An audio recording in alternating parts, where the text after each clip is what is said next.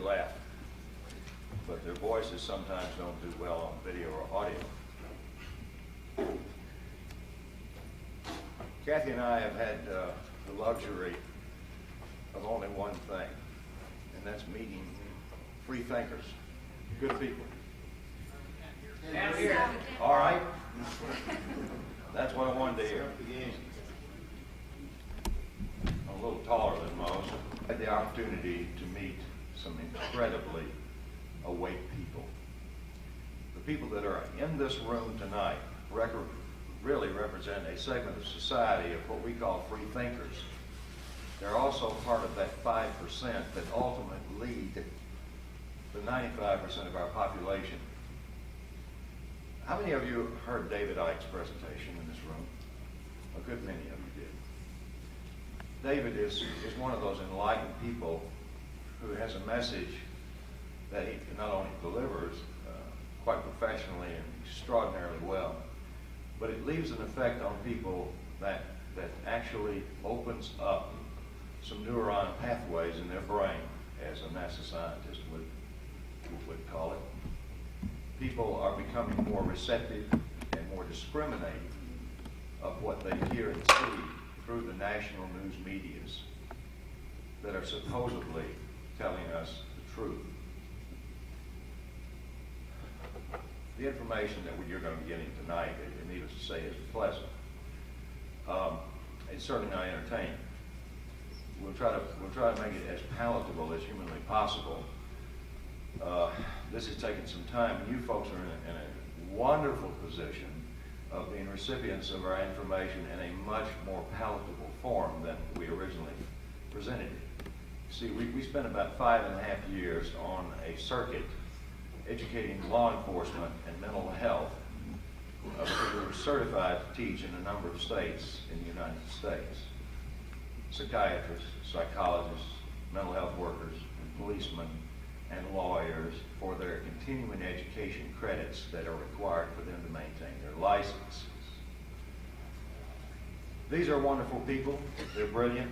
Some of them are have the capacity for actually thinking for themselves and looking beyond that which they were programmed in school and by their newspapers.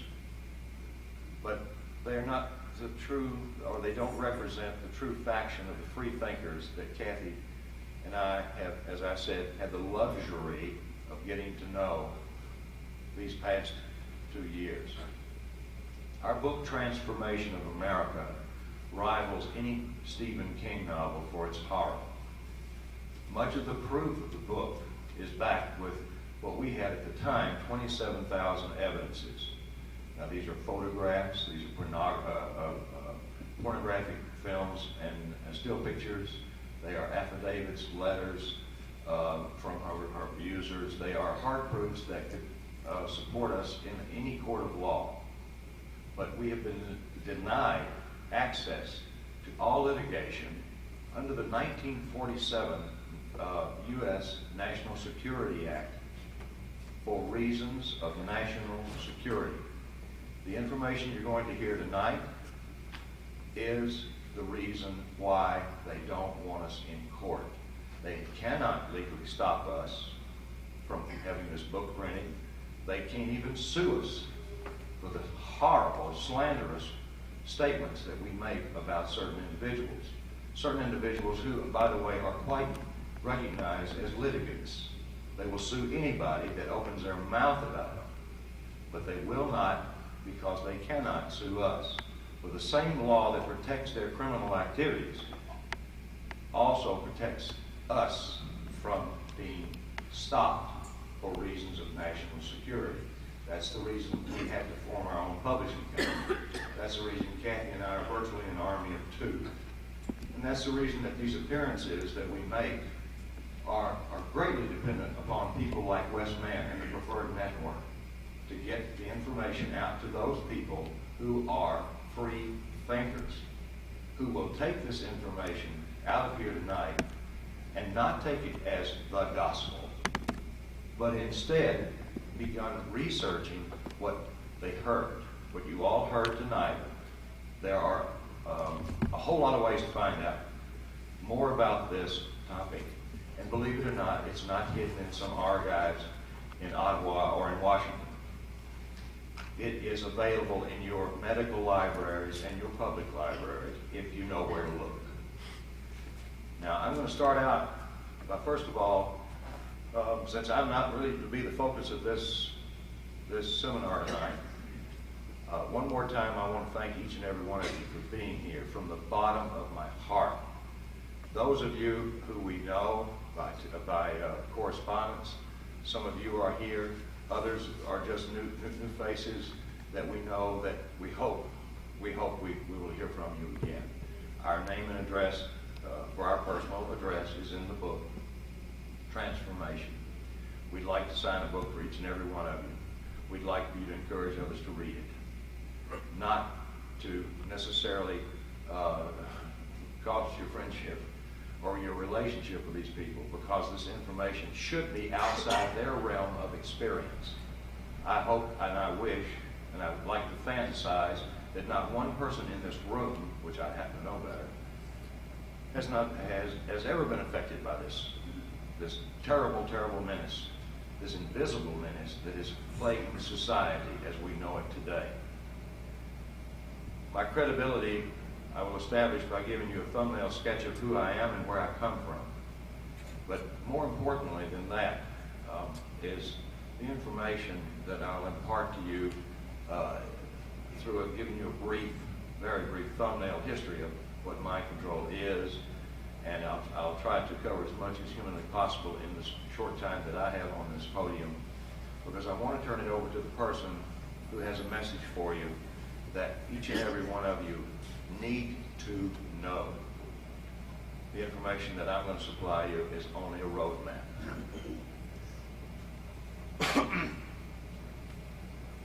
Cathy O'Brien and myself are what you would call whistleblowers.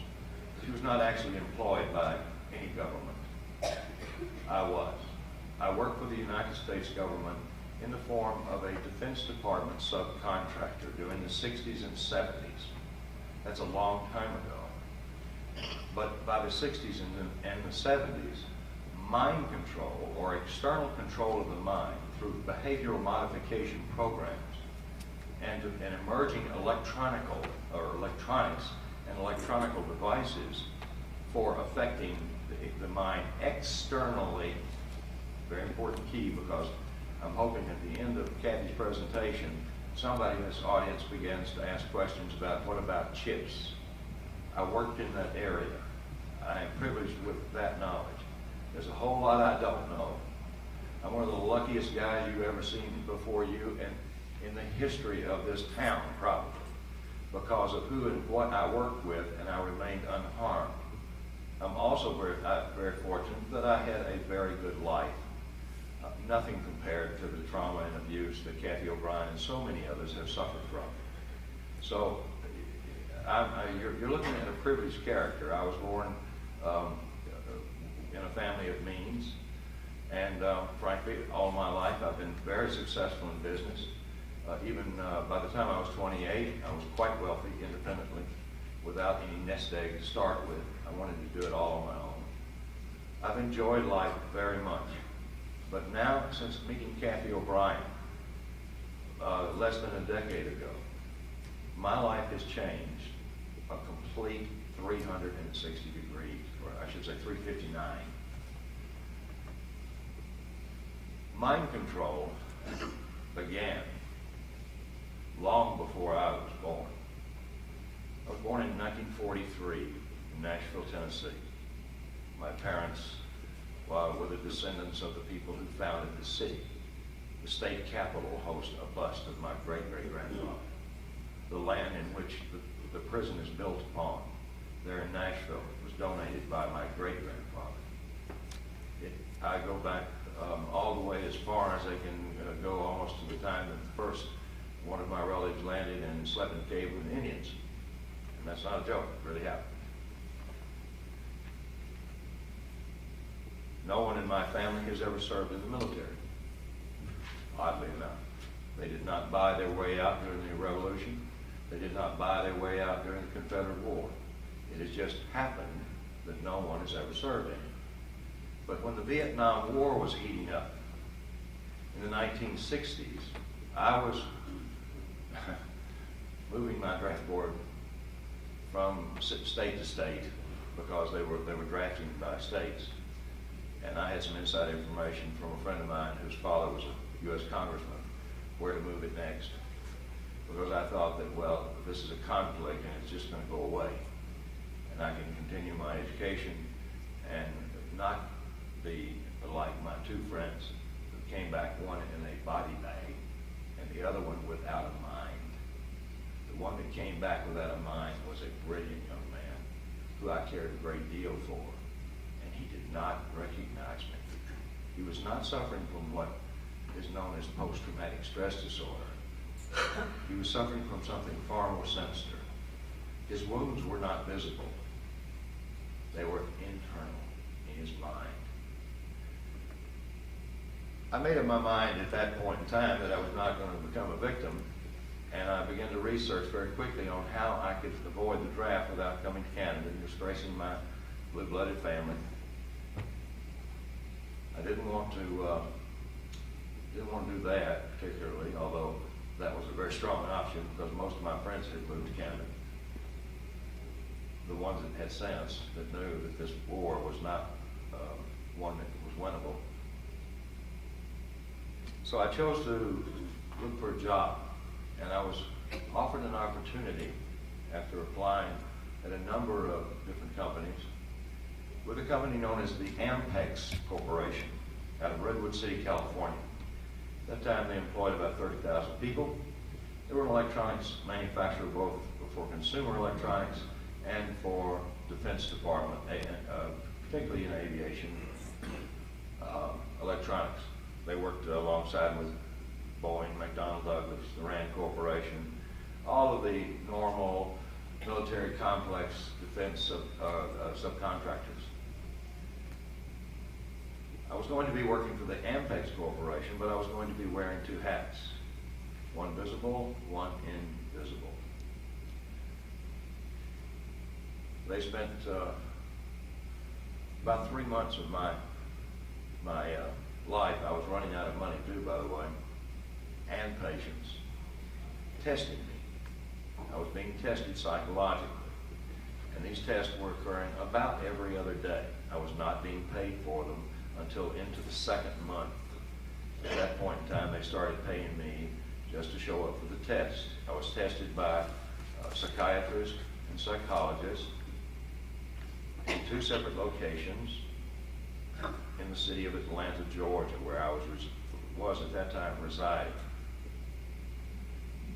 After about 3 months, and I understood there were well over 200 candidates for the job that I wanted, because everybody wanted to escape the draft, and they knew that working for the Defense Department would do that. I was selected for the position, that of an engineer. My friends, I can barely balance a checkbook. I don't even know what a slide rule does. I had benefit of a lot of education in other areas, but I had not a mathematical mind.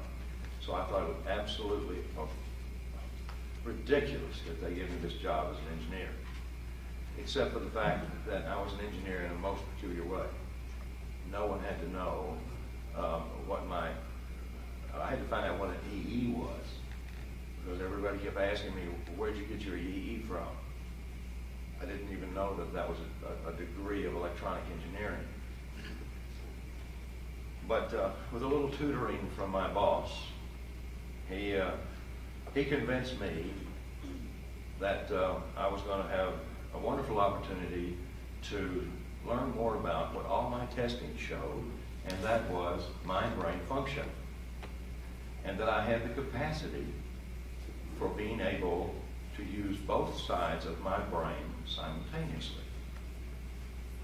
Now, most doctors, medical doctors, have that capacity. It's developed. It's taught to them in med school. All of us have the capacity to some degree.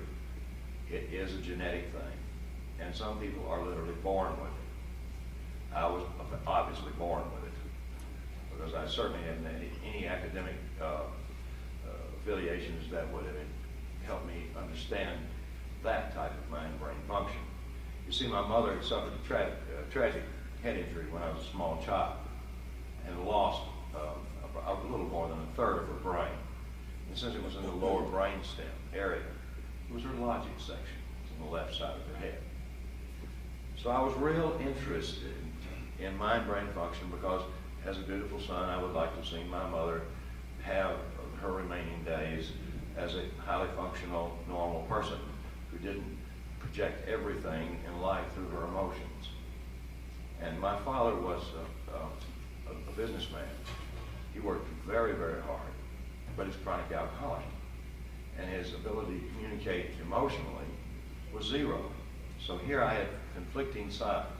One person who was totally lacking in emotions, and the other person who was totally lacking in logic. And it was a very confusing thing to me, so much so that I was labeled retarded until I was actually almost a preteen, because I could not speak. My brain would not help me vocalize. I could not speak a sound. I was stuttering so badly that my communication skills, I saw, were going to inevitably either cause me to have suicide because I couldn't function in society, or become a total recluse. So I began pursuing things that would help me be able to articulate, and I began memorizing dictionaries and this sort of thing, but also began using a mirror to form words. And I was shown a way of actually circumventing this stuttering problem that I had by a certain thought process. And in the process of learning how not to stutter, I also learned how to communicate with my own subconscious mind. I'm sure that most of you in this room, if I ask you individually, do you know about the fact that you have a conscious mind and a subconscious mind, would agree with me? Well, there are some things that you need to know about those two minds that you have. One, your conscious mind is what you critically analyze with. It's what you think with. Your subconscious mind is where all the information is stored that you have decided to retain through critical analysis. And your subconscious mind is the smart one, except it has no ability to critically analyze. It's highly suggestible, and it will, in fact, be totally literal in nature. You see, our language, particularly the English language, is such that one word has many meanings. Languages are designed that way. Now, what I'm going to tell you in a moment about the history of mind control, you'll be able to refer back to that statement. After working with the Ampex Corporation for a while, I befriended a number of people. I was working in mental institutions, and I was working in prison systems, federal, state, some county. I was working in NASA facilities, and I was nothing more than a very well, high-paid suit gopher. All I did was stand there and wait until a particular file, film, or video was produced, or in some cases, dictation on an audio tape. And it went into a red bag, and I made sure, I was the guy that made sure that that bag made it to Fort George Meade, Maryland, and or other places like Cornell and the Sanford Research Institute. And these places were think tanks. They were developing what Adolf Hitler considered the ultimate weapon. You see, that Adolf Hitler had a focus, and he had a passion, just like George Bush said. And Nero, he wanted a one-world order. Now, I'm not up here to talk about politics tonight. I'm not up here to talk about even personalities. And I would appreciate it if there's any personalities that you don't like in politics, you address Cathy with it. She's probably had experience with it. I remain neutral. I worked in a position where I saw there was no two-party system, when I worked for the government. Because after leaving Ampex Corporation, I was recruited by a group of NASA scientists who were handed a piece of technology as a going-away retirement present that they would develop called telemetry. It was for measuring body functions and transmitting this information over short or long distances. So that I was under the impression that it was a spin-off of our work with astronauts, knowing what their heart rate was, their blood pressure, blah, blah, blah, as they were being hurled through space at 25,000 miles per hour. Telemetry has, at that time, unlimited potential for benefiting mankind. As a matter of fact, I saw it only in a beneficial way. As a matter of fact, when I was around those mental institutions and the Yerkes Primate Center, which, by the way, is comprised their patient load or their apes, and I worked also in Dinner Key, which won't show up on your Rand McNally maps, but if you look in some of your library maps, you'll find it. It's in Florida. It's called Dinner Key. It's a military secret installation that has done years and years and years of research on dolphins and some varieties of whales, all under the umbrella of an organizational name called MK Ultra. MK Ultra evolved from a project known as Project Bluebird, which our former president, Harry Truman, warned against. He said, pursuing this science will be the ultimate destruction of our planet through selective breeding and thought. He said, furthermore, the project that began in 1947, right after the National Security Act became law, was a project called Project Paperclip. The reason I mention it now is because after laser systems and electronics had developed some consumer-reliant projects and had done the necessary research and development on some projects for the Rand Corporation, Motorola, GE, and other companies that were developing microchips for implant purposes, not to control your minds, to know where you are. The mind control chips and the mind control efforts to surgically implant people so that they can control their behavior. Our Dr. Delgado in the late 60s discovered it was quite impressionable when he did his demonstration, which I have a video. You should write to me. I'll be happy to provide you a copy of it. Dr. Delgado, a Spanish psychiatrist, one that I refer to as a closet Nazi, a fascist scientist who was brought into our country under this Project Paperclip, had gone into a bull ring in Spain, Madrid. Here's this little petite scientist, bespectacled, typical Freudian beard, if I remember correctly. And he had this little black box with an antenna coming out of the top of it. And this huge, ugly bull comes out into the ring. Well, the bull, of course, is going to do what bulls do and charge anything that's standing in their way that moves. And the bull pawed the ground a few times and targeted Dr. Delgado and was just beginning to begin his charge when Dr. Delgado pushes a button on this little black box with this little thin, appeared to be an FM antenna. The bull stopped the charge and began grazing in the dust of that arena. This is pretty impressive. He made the bull forget what he was doing. He made the bull go back to a state of mind, if you will, that was primitive, food intake. What was he there for? Well, if you couldn't remember, he must be there to eat. So what if there was nothing to eat? The dust looked just fine, because in the bull's mind, he was seeing grass. Not that Dr. Delgado's instrument had implanted that thought.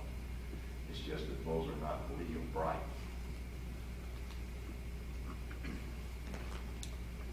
there's a lot of misinformation floating around. And I'm sure there are those of you who wonder how in the world Cathy O'Brien and I are still alive if we're telling the truth about some of the stuff regarding the technologies.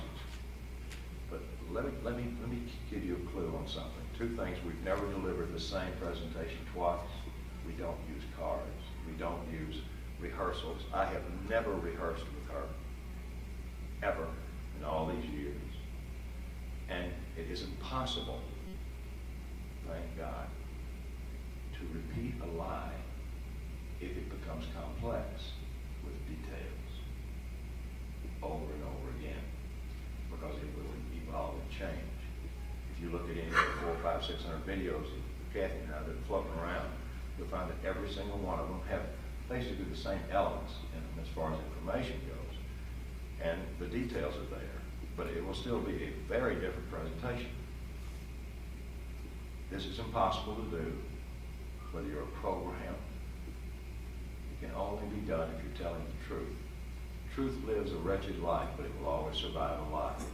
And we encourage each and every one of you to investigate that which we speak of tonight. Well, when Dr. Delgado gave his demonstration, it impressed very few people, because the purposes of mind control was for behavioral modification. And what I saw in the prison systems and at the NASA locations and at the Earth-Age primate centers was behavior that some of the folks had brain damage from automobile accidents, from any variety of things, or some of them were genetic defects. And I saw some incredible cures with drugs, hypnosis, electronics, primarily electronics. The stuff that I saw, I knew would revolutionize mental health, because it is the youngest of all the healing arts, and it is the one most lacking in information because of the two founders of it. And don't any one of you get nasty with me about Jung and Freud. But if you look at what they taught, and if any of you have gone to school and studied psychiatry from the psychological standpoint of it, you would be very, very amazed at how backward some of these therapy regimens or suggestions are. That's the reason that I belong to an organization called the International Society for the Study of Dissociation.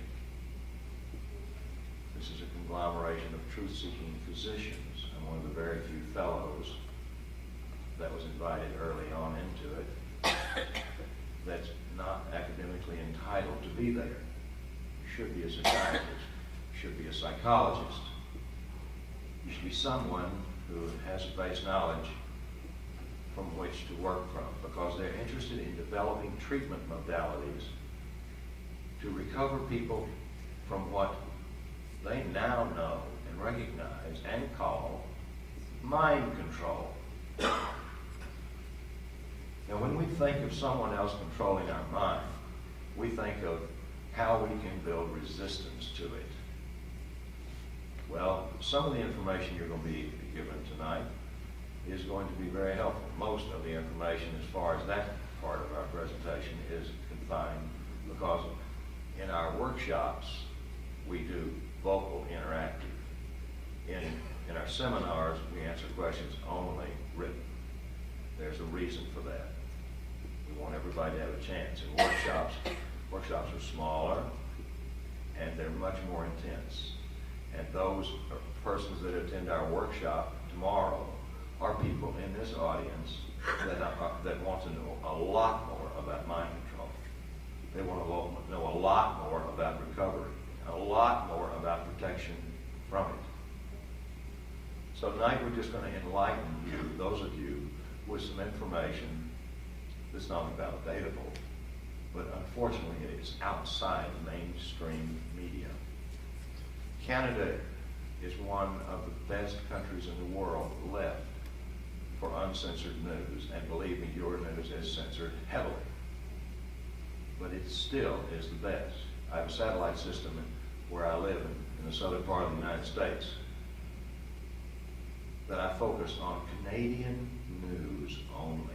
I haven't seen U.S. news in a year. It's hogwash. I know exactly who produces it and why.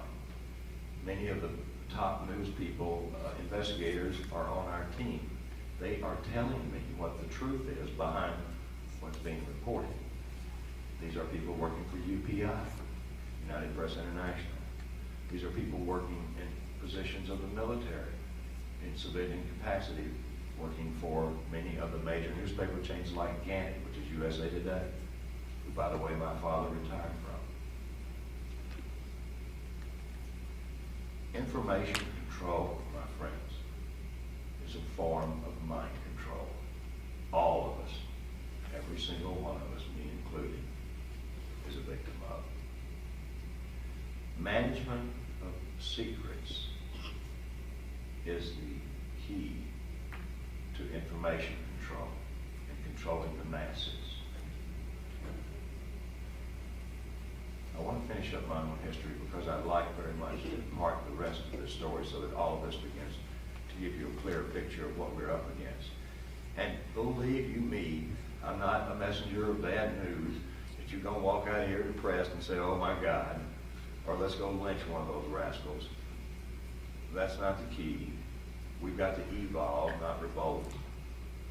And those of you in here, believe it or not, are going to lead 95% of the people, even when they shake their head and scub their toes and say, well, if what you say is true, we're all doomed. Believe you me, their subconscious is filing the information, and they will react when the time is appropriate, and you'll probably never be thanked. This is not a thankless job, but it will ensure the fact that our species will survive, and it will ensure the fact that the offspring that you have and love so much will have a much better world in which to reside. After laser systems and electronics did its little shooting star thing and the stock went across the counter and everybody got rich but me, but I did have a good deal. I'm not complaining. I was their director of marketing. I was their interface between certain functions of the State Department because we were exchanging a lot of information with other countries. I didn't even know there was a Cold War going on because it dealt with KGB in your country. And they made no bones about it. I did not work for the CIA at that time. I worked for a different branch of intelligence. At that point in time, I learned that if Canadian intelligence was so secret that they didn't even want the population to know the initials of the organization. I thought that rather odd, since everybody knows what the CIA was, except Mark Phillips. Because I was recruited by a company known as Capital International Airways. Considered at that point the world's largest supplemental. They were doing between $500 and $800 million a year, flying military airlift command flights and charter flights all over the world. We had 26 offices worldwide, and we were flying primarily large, at that time considered jumbo, large DC-8 stretches, 63s. My experience was that of a very straight position. It wasn't until about 1990 that I was contacted by a Washington correspondent by the name of Linda Hunt, who had just completed a book that she had spent 10 years researching on a project that Harry Truman said that if it didn't stop in 1950, that by the year 2000, the world as he knew it would cease to exist. And there would be a group of strong elitists with the minds of a Nazi that would selectively decide who they want to share the planet with. He said, this project must stop. But you see, Capital International Airways, by the way, was born in 1947 as well. Most of their staff held extraordinarily high clearances within the government. My boss founded 2 CIA carriers, Air America, some of you have heard about, and also a U.S. Forestry Service, supposedly, airline called Evergreen, which is now Worldwide Shipping. And the rest of them had worked for other CIA infiltrated airlines, like Flying Tigers. I was the only non-airline person working there, but my shadow, as I prefer to call this fellow, who had more or less guided my career in all the right directions. He was a friend whom I never knew much about, except that he was always around at the right times. Told me about this job at Capital International Airways, and since I didn't like to see the surgeries that I was involved with, I did not want to go to work for the Rand Corporation or General Medical or any of the other medical companies that were in the business of manufacturing or perpetuating the manufacturing of these telemetry products, one of which is very common now. The company called Laser Systems more or less defined the science and invented it for heart monitoring telemetry, so that the patient who's suffering, who had just suffered a heart attack, won't be re-traumatized moment to moment psychologically by being strapped in a bed with wires going to his or her chest. The person could walk around and feel good about themselves, and the mind seemed to make the person heal faster. So when I saw all these things, I saw nothing but benevolency. I saw a government that was developing through the finest minds and the finest think tanks on the face of the earth technologies that would inevitably advance mankind's happiness and welfare. I was also acutely aware that this same technology, like David Icke so eloquently says, information is neither good nor bad. It's who uses it for what purpose.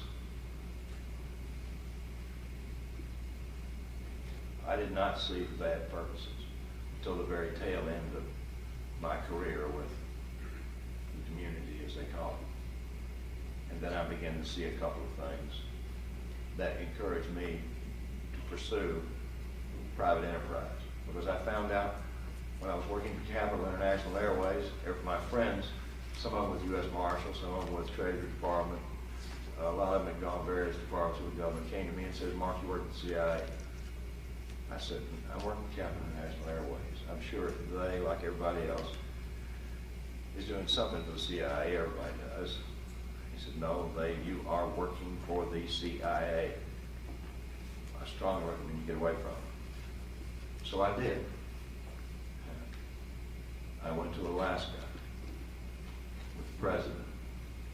The capital was sold after 51 years of operation. They were sold to a group of Saudi Arabians.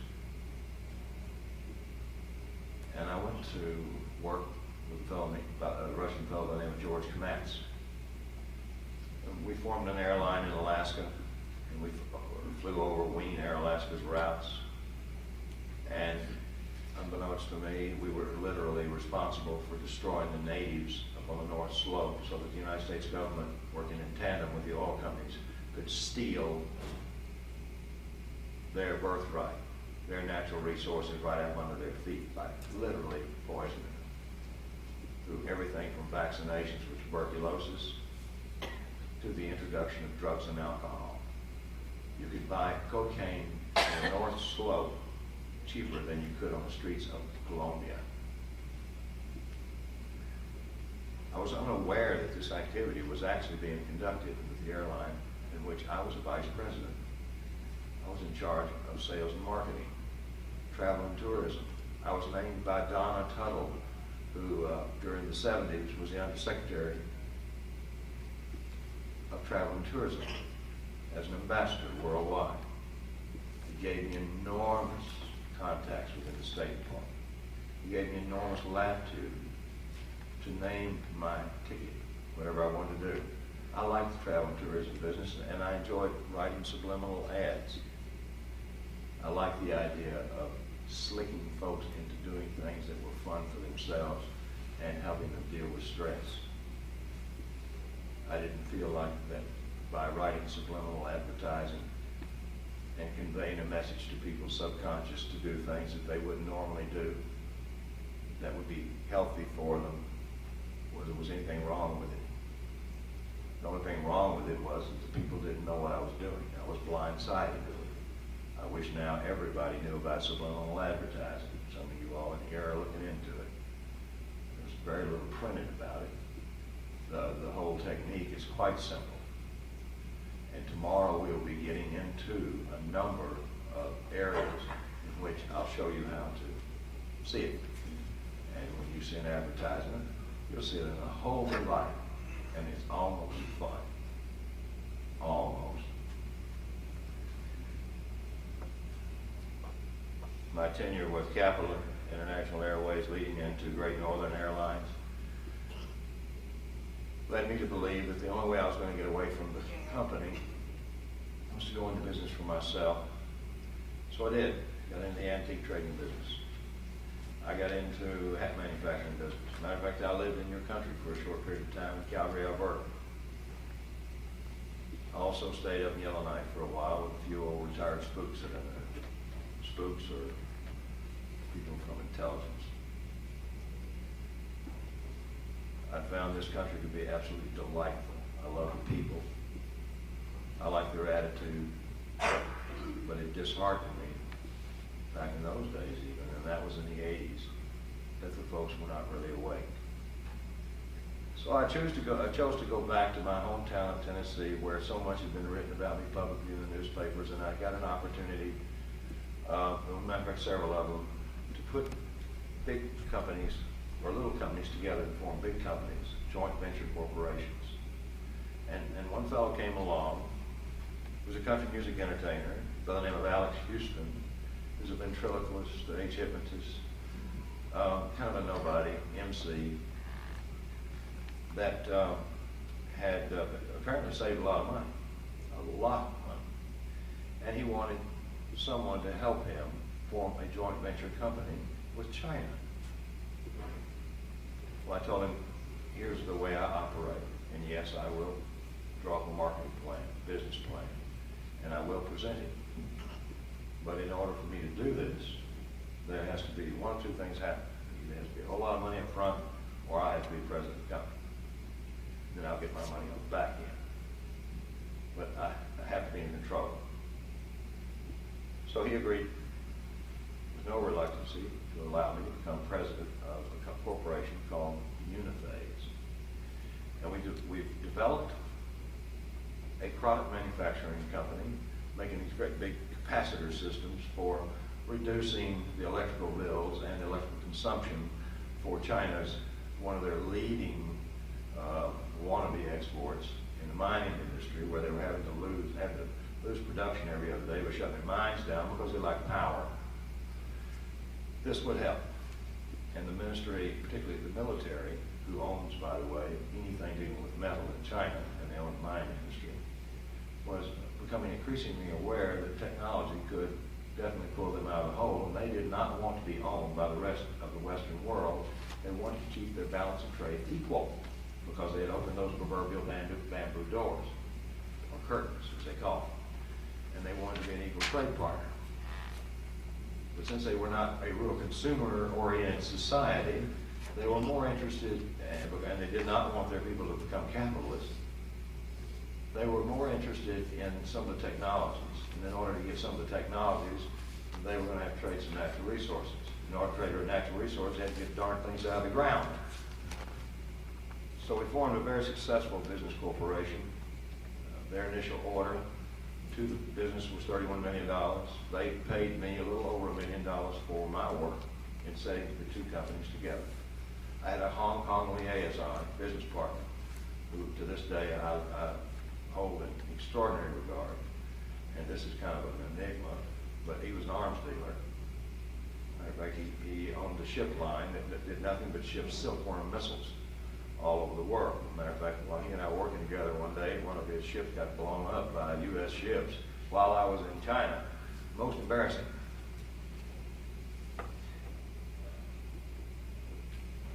But the Chinese were very concerned about a partner that I had named Alex Houston, the fellow that introduced me to the whole concept and the fellow that was my silent partner in Tennessee.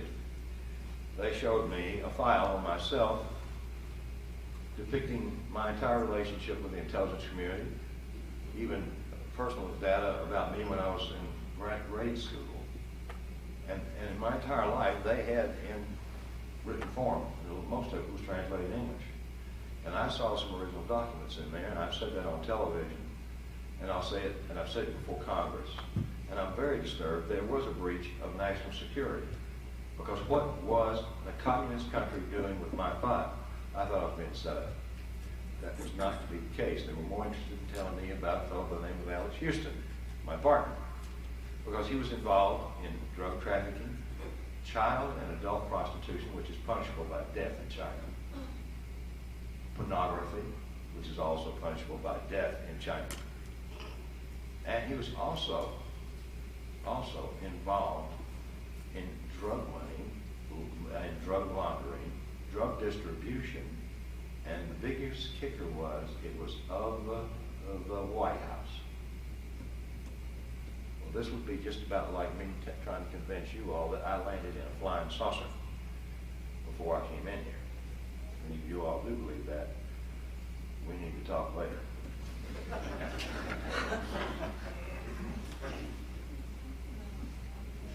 West man drives like he thinks he's in a flying saucer. But he didn't drive us tonight, thank God.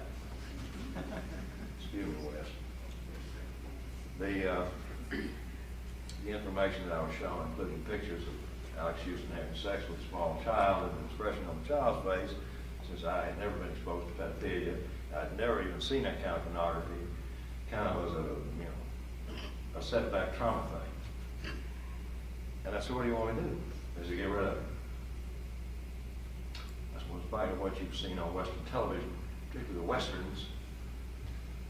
I think what you're insinuating I can't do. He said, what? I said, he said, what is that? I said, kill him. He said, no, we never suggested that. I said, well, that was my first feeling after seeing those pictures and seeing the documentation to back up what you're saying. He said, no, we just want you to buy him out. I said, well, wait just a minute, fellas. You've only signed the contract.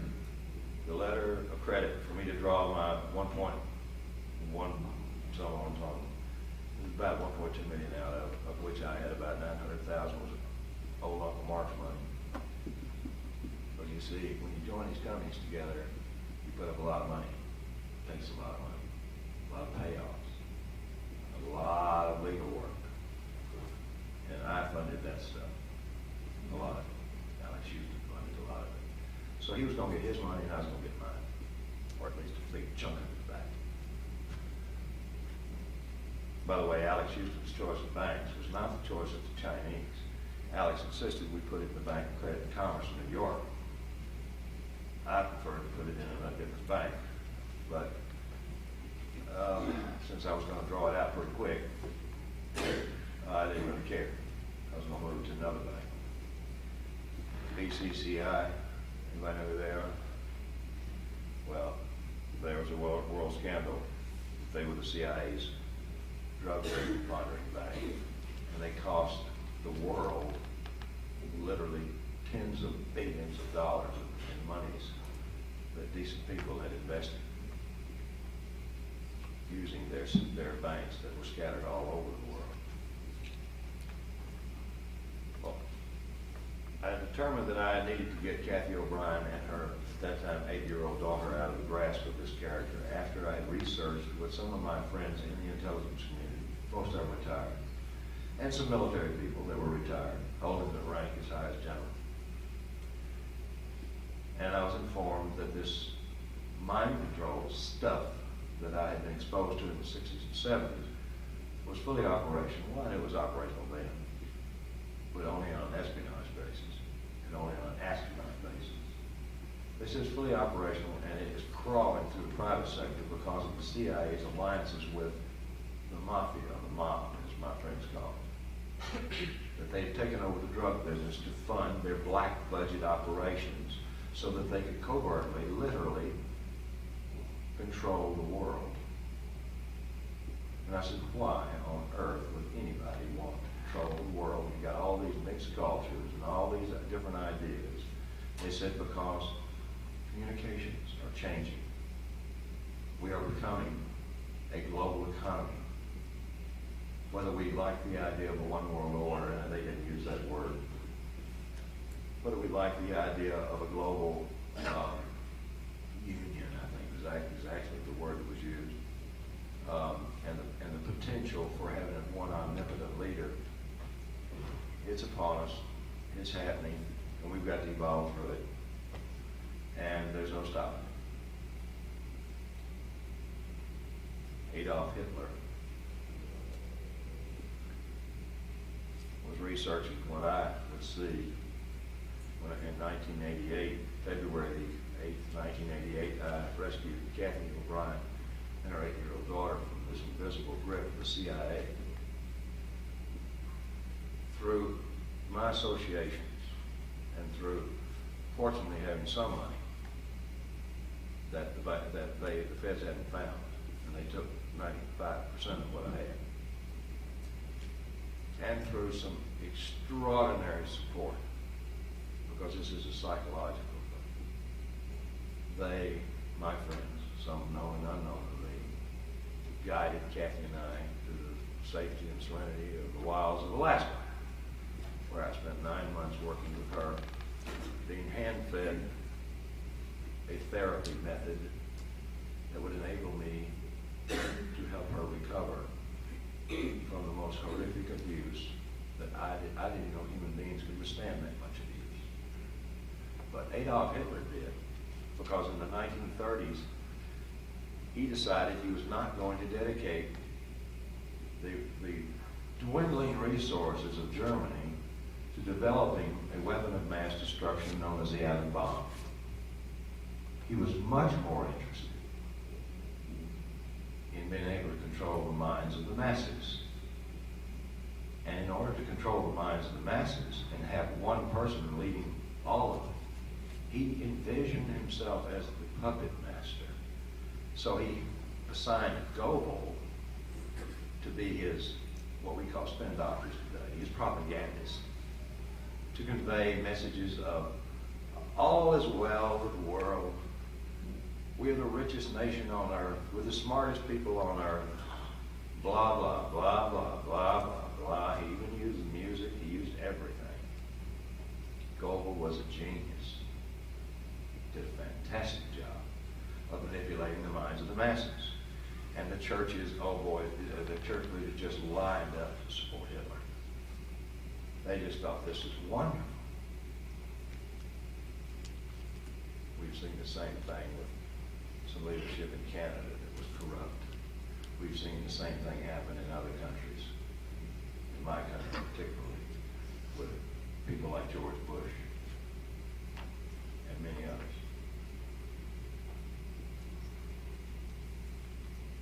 Adolf Hitler assigned his right-hand man to do something what Adolf Hitler considered the most secret of all of the technologies.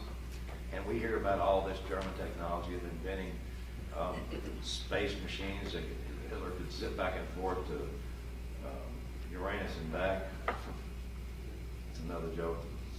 I can't tell.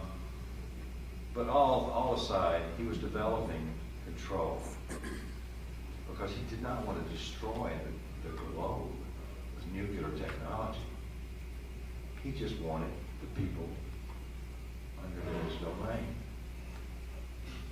So he assigned Heinrich Himmler to research the background and the families of what were then and now known as multi-generational abuse families, particularly the ones involved in occultic religions. Now, occultic has a very different meaning to a lot of people. It also means things unknown to science.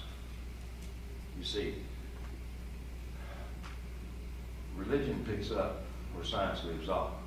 Superstition takes over where science leaves off.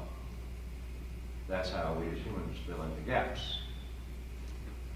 Well, Heinrich Himmler began to discover some things that were perhaps the most exciting discoveries that he could ever even begin to imagine to take back to his boss, Adolf. He found that some of the children of these multi-generationally abused families where the fathers were sexually and psychologically and physically abusing these children ritually, using blood ritual traumas. Some call it Satanism. There were a whole variety of what I call non-benevolent religions floating around in Northern Europe at the time. But many of them incorporated the same elements, like blood traumas, like sexual abuse from birth, like near death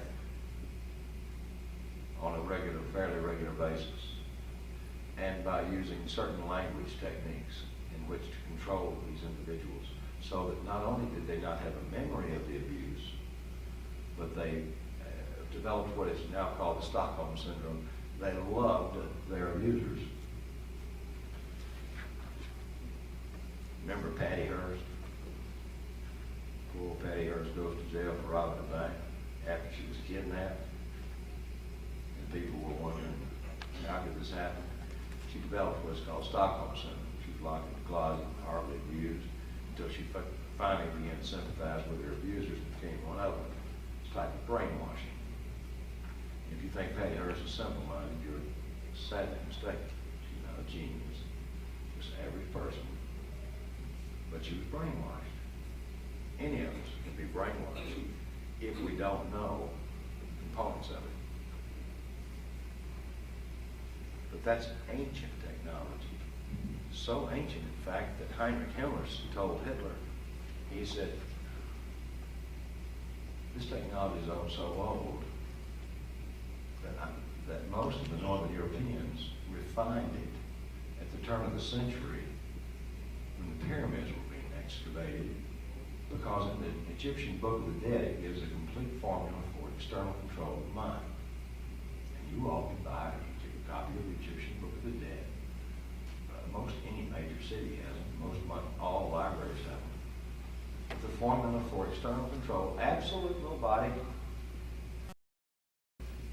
external control of the mind, is written in that text.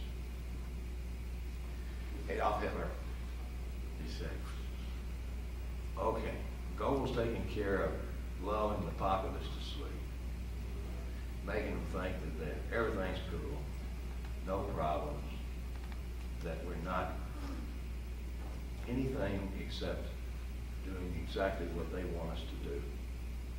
And everything that we do militarily, they'll think it's their idea, that they're protecting us. And he proceeded then to say, some of these children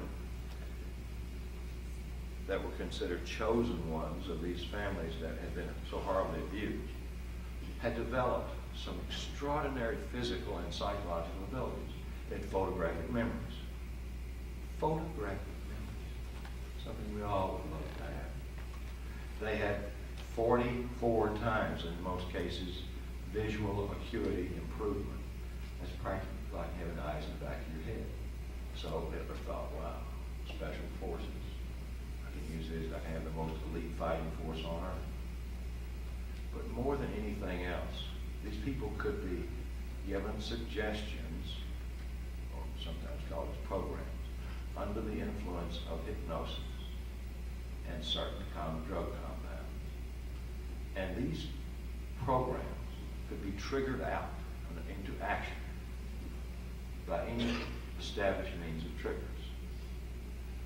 Just like a computer, when you access a program, you've got to know how to get past or get into your computer through a code, a set of codes. Well, there are also a set of codes, keys, and triggers in which to access someone's memory of a certain event that has been compartmentalized due to trauma or due to drugs.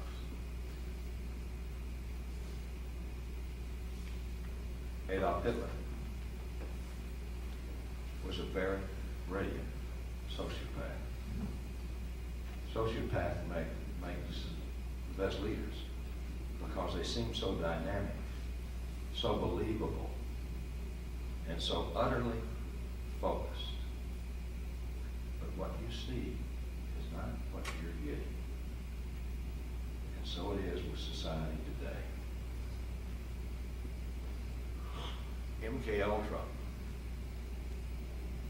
evolved. And I always said, you know, Germany didn't lose war.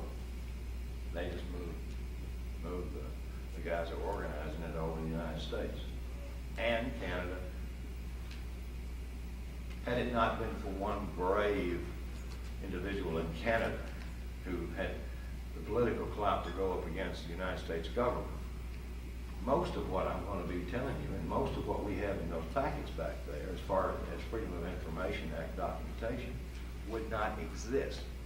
Because in 1976, a Senator Frank Church from the United States began investigating the CIA's abuses of certain individuals based on reports he was getting from a politician in Canada about a particular hospital by a particular fellow by the name of Ewing Cameron, who unfortunately was the founder of the American Psychiatric Association, who was a CIA officer and an operative and working for the government. Whether he was working for your government is still a matter of contention, but he was working for the CIA. This man was literally torturing people who walked through the front door of a facility, mental health facility in Montreal, who hadn't been preconditioned at birth, who were coming in there for things like simple depression or some sort of chemical imbalance in their brain, normal stuff for you to go see a psychiatrist for and be treated, and they were coming out as vegetables, or people severely damaged as far as their ability to project who they were. They were suffering from dissociative disorders. In other words, amnestic blocks. Well, the whole thing was brought to task, and in 1977, the 95th U.S. Congress met, and the CIA, in typical fashion, never admitted any wrongdoing, but did finally offer some pittance of compensation to families and some of the survivors of these hideous experiments done in Canada. The Central Intelligence Agency at that time was well out of control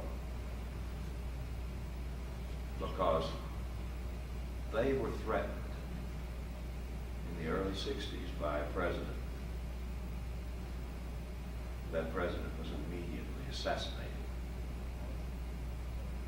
His name was John Kennedy.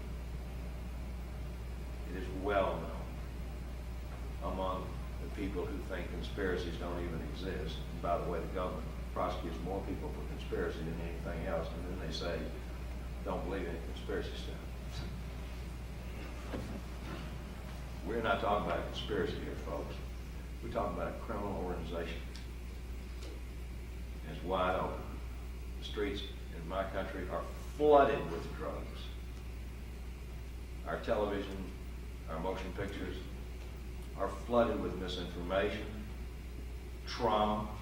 They're desensitizing the population and have been for several generations so that we will accept this new world order, this United Nations, this effort to protect us and what's left of remnants of our families or our personal possessions. They're destabilizing us through what is known as psychological warfare. We are all victims of it. But going back to Hitler's idea with taking some of these chosen ones, the children of these multi-generationally abused families who had some of these extraordinary talents, he was going to educate them in the finest schools all over the world. He was also going to place them in positions of extreme power, like the president and prime minister of each and every region or country. And he would be invisibly pulling their strings. One man would be in control of the world. That was his fantasy. That fantasy was nothing new. Nero had the fantasy. Lots of folks have had it. And thank goodness at the very end, something dreadful happens and the whole thing goes. But all the good people, they got caught up in while this evil was being perpetuated, right under the noses of good people like you and me and everybody else. We don't see anything until we wake up.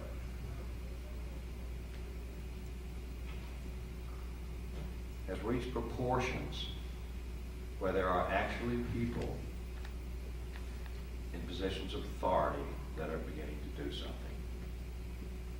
The rich folks are getting burned. They're getting mad. When the rich folks like the DuPonts get mad, this is good. This is good. When whistleblowers working for the government find that they actually do have a spine, and they actually find out if they'll keep their mouth shut about harassment and not get out there for some badge of courage and say, well, here's what the government's done to me, just so I could be here tonight. If anybody gets up in front of you all and tells you that, you're probably getting a lot of misinformation, or you're getting somebody with a tremendous ego, or you're getting somebody who works for the government, most likely. Because if you are a whistleblower, the first lesson you know is keep your mouth shut only about arrests. Because if it don't work, they don't do it. And it doesn't work unless the people perpetuate it by intimidating other people so they won't become whistleblowers. I'm going to tell you quite honestly that we don't have any problems. It's not because we're misinformation officers, and it's not because I'm oblivious. It's because in the beginning, when they harassed the living hell out of us, I refused to talk about it. Some whistleblowers say they can't stand it anymore, so they wind up in prisons to destroy their own credibility. There's a lot of very honest people with a lot of integrity who are locked up on bogus charges, or sometimes deliberate criminal acts, just so they can have the safety of having their credibility destroyed. Because they think they can blow the whistle from the inside, people don't believe them. I have a hard time believing anybody in prison. I have a real hard time. Because I know ways of keeping out of the joint and actually getting information into the people's heads without getting myself killed. Cathy O'Brien and I have been doing this for long enough to where now the bad guys' window of opportunity is pretty much closed. If I die natural causes, there's not very many people in this room would believe it. There's not very many people in the United States that you could even begin to convince. I have received not death threats from the bad guys. I have received demands that I quit riding my motorcycles, that I quit fooling around with experimental aircraft, and I stopped smoking immediately. They're actually worried about my health. I think that's so considerate. Since what they did to Cathy O'Brien and her daughter, who is literally a political prisoner, goes beyond the imagination of even that of Adolf Hitler. Child abuse is rampant around the world. Rampant. If I ask, which I would of course do, but if I ask the people to raise their hands in this audience that were abused sexually as a child by an adult, the numbers would scare the living heck out of those that weren't. And a lot of the people that don't hold up their hands didn't even know it was sexual abuse. They thought it was affection. And so they wouldn't even identify it that way. The point is, sexual abuse in itself has a profound effect on human psyche. But when you destroy one's ego or their perception of themselves, who they are, you have stripped them of their free will, their ability to critically analyze, or that part of their brain that helps them make rational, logical decisions is literally put on hold. No, I do not harbor the belief that these characters, creeps, whatever you want to call them, are stealing your soul. As a matter of fact, soul literally takes flight, as I perceive it, and as most theologians perceive it. It actually takes flight from the body when the body is being just literally desecrated. I didn't find that Cathy O'Brien's soul had been touched. And believe you me, after working with all of these clients who've been abused by various military operations, these are legitimate survivors who are institutionalized in mental hospitals all over the world where we travel. And when I interface with them and work with them and train the doctors on really what not to do, like, how does that make you feel?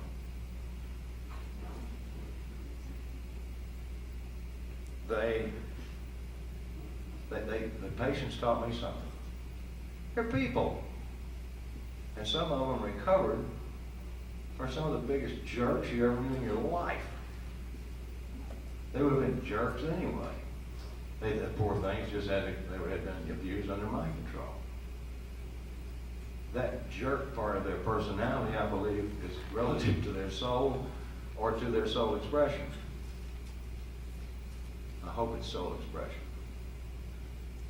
But once they're given free will, they're not very nice people, some of them. Some of them are like Cathy O'Brien, who I'm very prejudiced towards, but I think probably is as close to being perfect as anybody I've ever met. But she is an individual.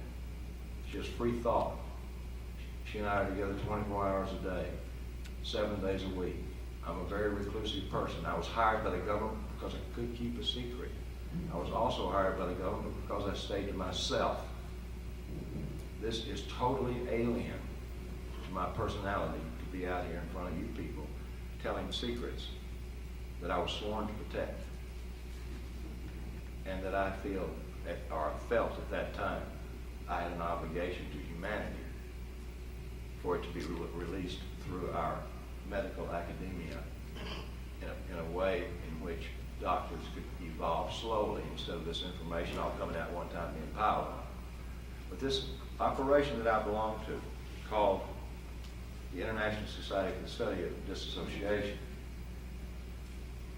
is a group of doctors who are, for the most part, very concerned on helping these people recover.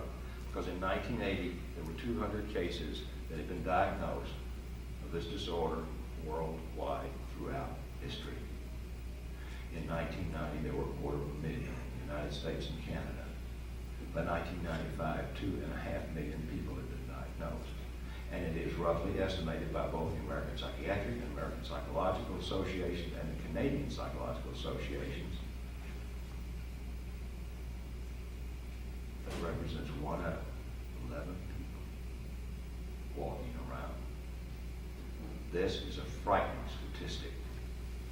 It's one that you need to know about, and it's one that we hope that we can impart as much information while we're in your area today and tomorrow.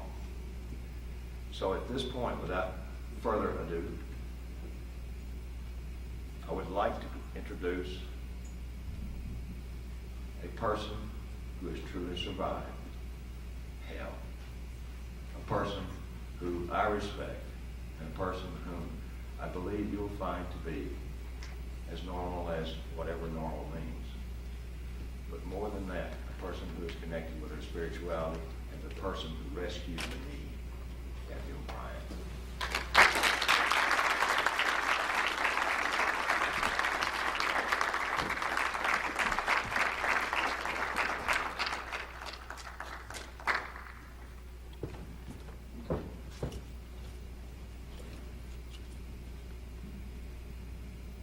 I want to thank each and every one of you for coming out here tonight to arm yourselves with knowledge about a tool, a little known invisible tool that is being covertly used to usher in what Adolf Hitler and George Bush termed New World Order.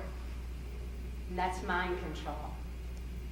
I want to thank Wes Mann for bringing Mark and I out here to give us this opportunity to enlighten all of you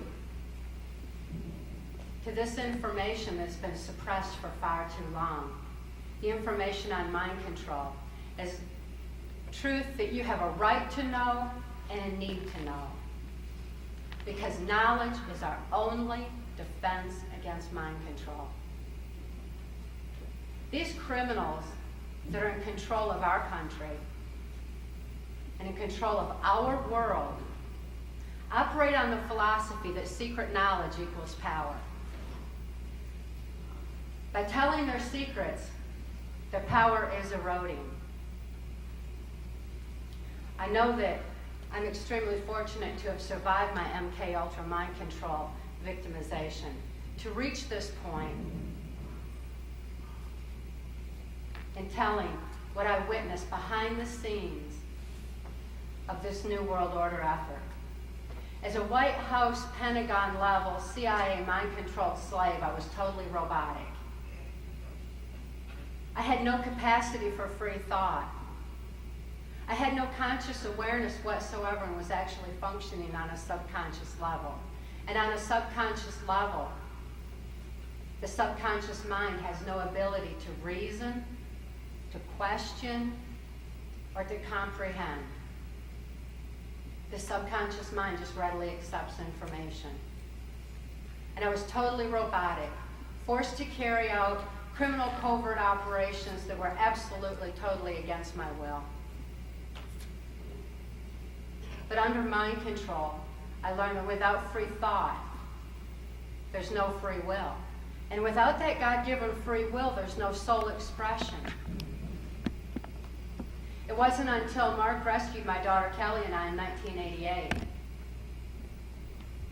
and I went through his expert and loving deprogramming process and regained control of my mind and my memories once again, that I was able to remember all those secrets that I was supposed to forget.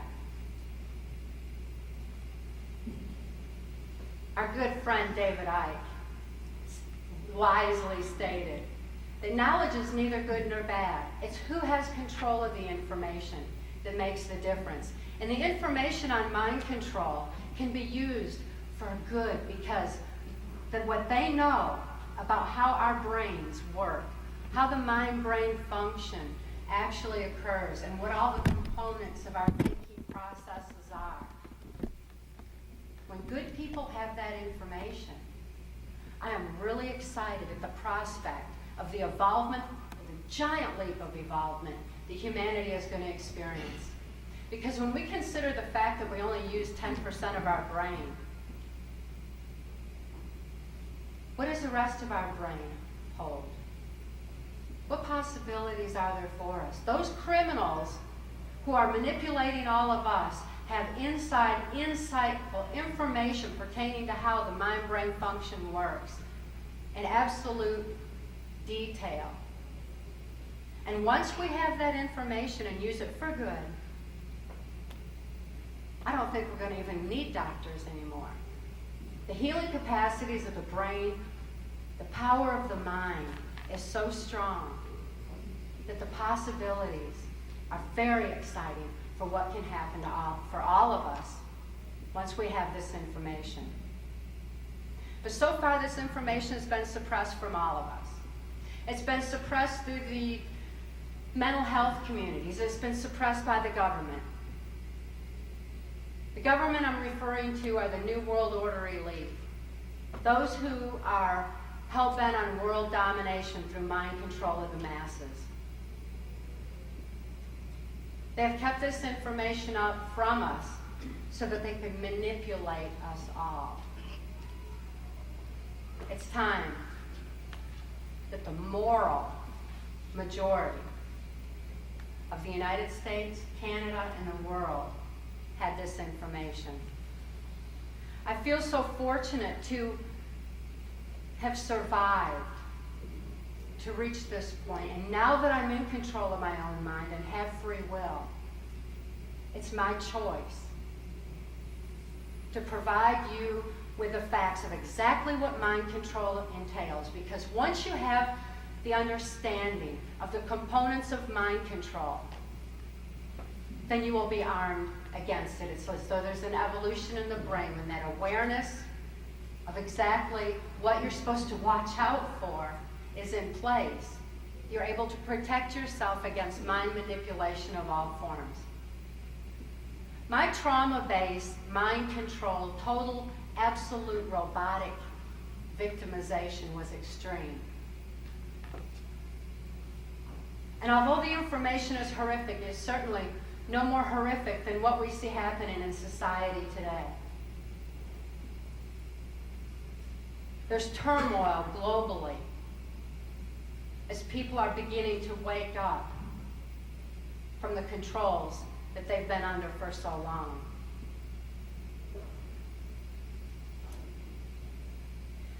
The details in our book, Transformation of America, have been provided so that you can have the details and the information that you have a right to know.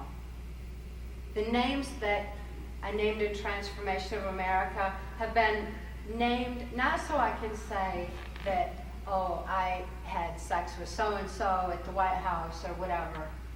That's not the point. The point is giving you the names so that you know who these criminals are, so that we can all be far more effective in our ongoing effort to take back our respective countries and to take back our world.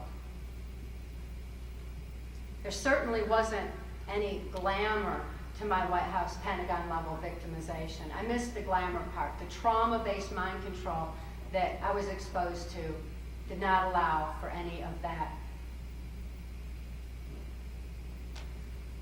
If the information is provided, the details that are in there are in themselves evidence.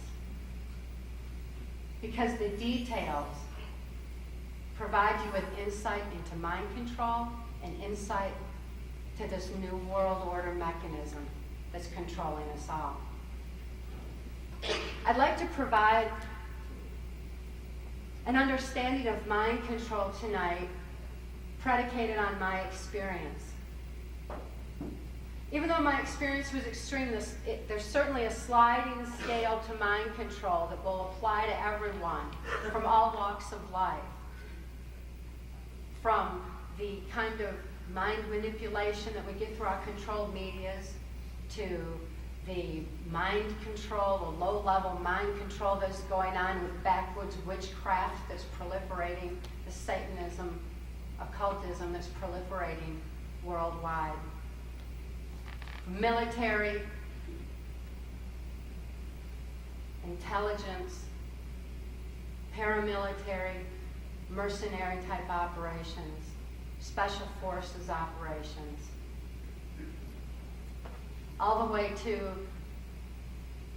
kind that's using espionage and the kind that I was exposed to as a CIA mind control slave. I was born in 1957 in Muskegon, Michigan, to a multi-generational incest-based family. My father had been sexually abused as a child, my mother had been sexually abused as a child, and they were sexually abusing me. The fact that I had been so horribly abused as far back as I can remember, and I have heard my father often brag that he was substituting his penis for my mother's nipple while I was still an infant, which confused my sexuality and put it into an area of my brain that was akin to survival. It was like breathing and eating to me.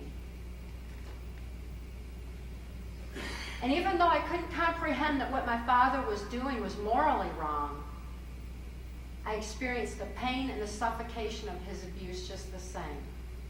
As a result, I suffered from what's known today as dissociative identity disorder. Dissociative identity disorder was formerly termed multiple personality disorder, but I'm so glad they changed the name because that is not an accurate description of what dissociative identity disorder is. I didn't have multiple personalities. In fact, I had less than one because the personality that I would have developed was absolutely shattered before I had a chance to become myself. Dissociative identity disorder is professionally defined as the mind-sane defense to trauma too horrible to comprehend. It's termed the mind's sane defense because what actually happens is there's a compartmentalization of memory that occurs within the brain, where the neuron pathways actually physically shut down and compartmentalize in a little area of the brain memory of that traumatic event, so that the rest of the mind can function normally as though nothing had happened. This is what makes dissociative identity disorder difficult to identify and makes mind control difficult to see. It's an invisible menace that's been unleashed on our society by a handful of criminals, just a small handful. And it's inexcusable that good people allow this small handful of criminals to continue their reign of terror and reign of power on all of us. This criminal faction of government, this criminal faction in control of the U.S. government, was very much interested in targeting children like myself who suffered from dissociative identity disorder for absolute mind control, because they considered that this compartmentalization of memory would be ideal for compartmentalizing government secrets. And behind these amnesic barriers of this compartmentalized memory is a photographic memory, because it's a natural process and a natural function of the brain to photographically record events surrounding trauma. Therefore, they knew that behind the amnesic barriers, messages, certain orders would be photographically recalled when accessed. Additionally, when a person suffers from dissociative identity disorder, they develop 44 times visual acuity. 44 times visual acuity is what often creates that wide-eyed look of people that have been so horribly traumatized. It's as though they have eyes in the back of their head and they're trying to absorb everything from all around them so that they can see that horrible trauma before it happens and somehow defend themselves against it. This 44 times visual acuity means that they can see 44 times better than the average person. This was certainly targeted for mercenary and paramilitary operations, military intelligence, and espionage, because when a person has that kind of pinpoint vision, they'd be far more likely to hit their targets when they're shooting. Additionally, compartmentalized memory. If memory is being compartmentalized into different areas of the brain and a person's functioning through this compartmentalized memory, they don't remember what happened before. And therefore, they don't know to be tired. They don't know to be worn out. They don't know to be exhausted. And therefore, they feel just as fresh as if they hadn't done anything yet. So physical endurance is increased dramatically with dissociative identity disorder. My father had a 6th grade education and was earning his living as a worm digger, and supplemented the family income with child pornography that he was making of me and distributing it through the local Michigan Mafia child pornography ring. Now, these criminal politicians that were interested in New World Order controls through mind control of the masses were looking for children like myself within the child pornography ring, because any child that was subjected to child pornography would be so horribly traumatized that they would be suffering from dissociative identity disorder. Therefore, they actually sanctioned this criminal operation so that they could target children like myself. That's how I became a chosen one, or a prime candidate for the CIA's MKUltra mind control project. My father was caught sending child pornography, a bestiality film of me and my Uncle Sam's dog Buster, through the U.S. mails. This perverse film was confiscated. And my father was approached. I was just 6 years old at the time. And my father was approached and told that he could receive immunity from prosecution if he would agree to sell me into the project. Of course my father agreed. Not only that, but he was so excited because he felt like the government actually condoned child abuse, that the government actually condoned incest. So much so that he went on to have 5 more children to raise in the project. There were 7 of us in all. My brothers and sisters are far less fortunate than I am. Because under MK Ultra mind control, there's no capacity to even think to escape. It takes someone with the fortitude and the intelligence of Mark Phillips to come in and rescue them. They're waiting for the day that people wake up to the reality of mind control and stop not only their abuse, but the abuse of so many other mind control survivors that are out there. They remain to date under my father's control.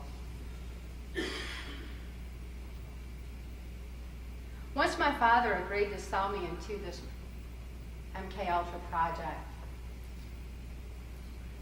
the local Michigan politician who was actually sanctioning the criminal activity of this child pornography ring came to my father and explained to him how to raise me according to government specifications.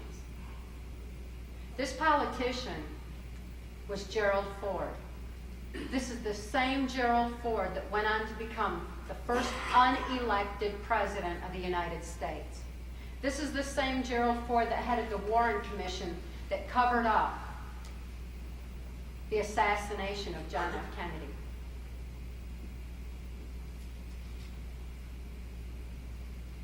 Gerald Ford explained to my father the components of mind control,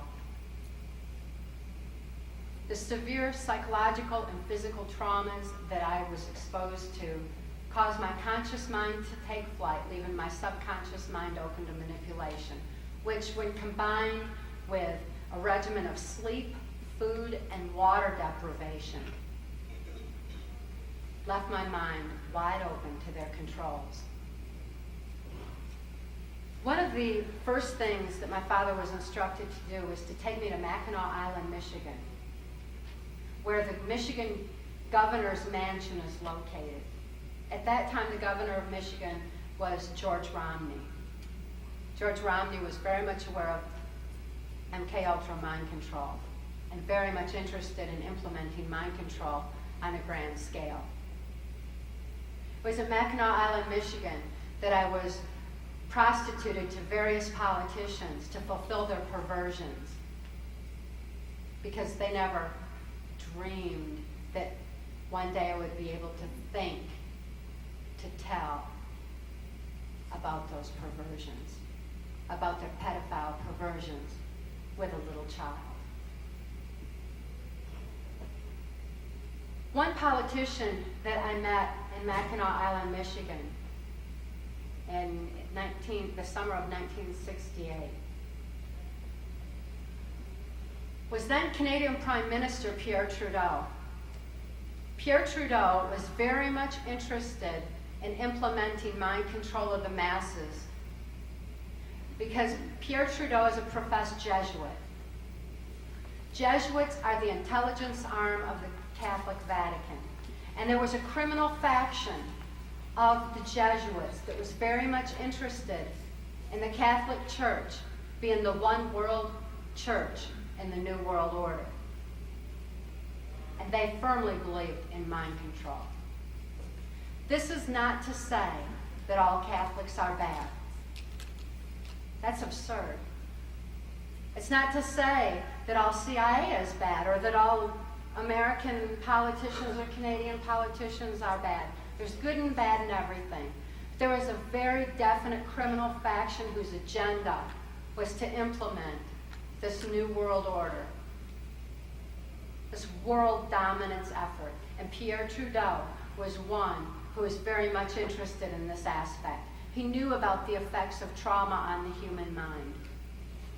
It was at Mackinac Island, Michigan, that I heard conversations between he and Governor Romney pertaining to mind control.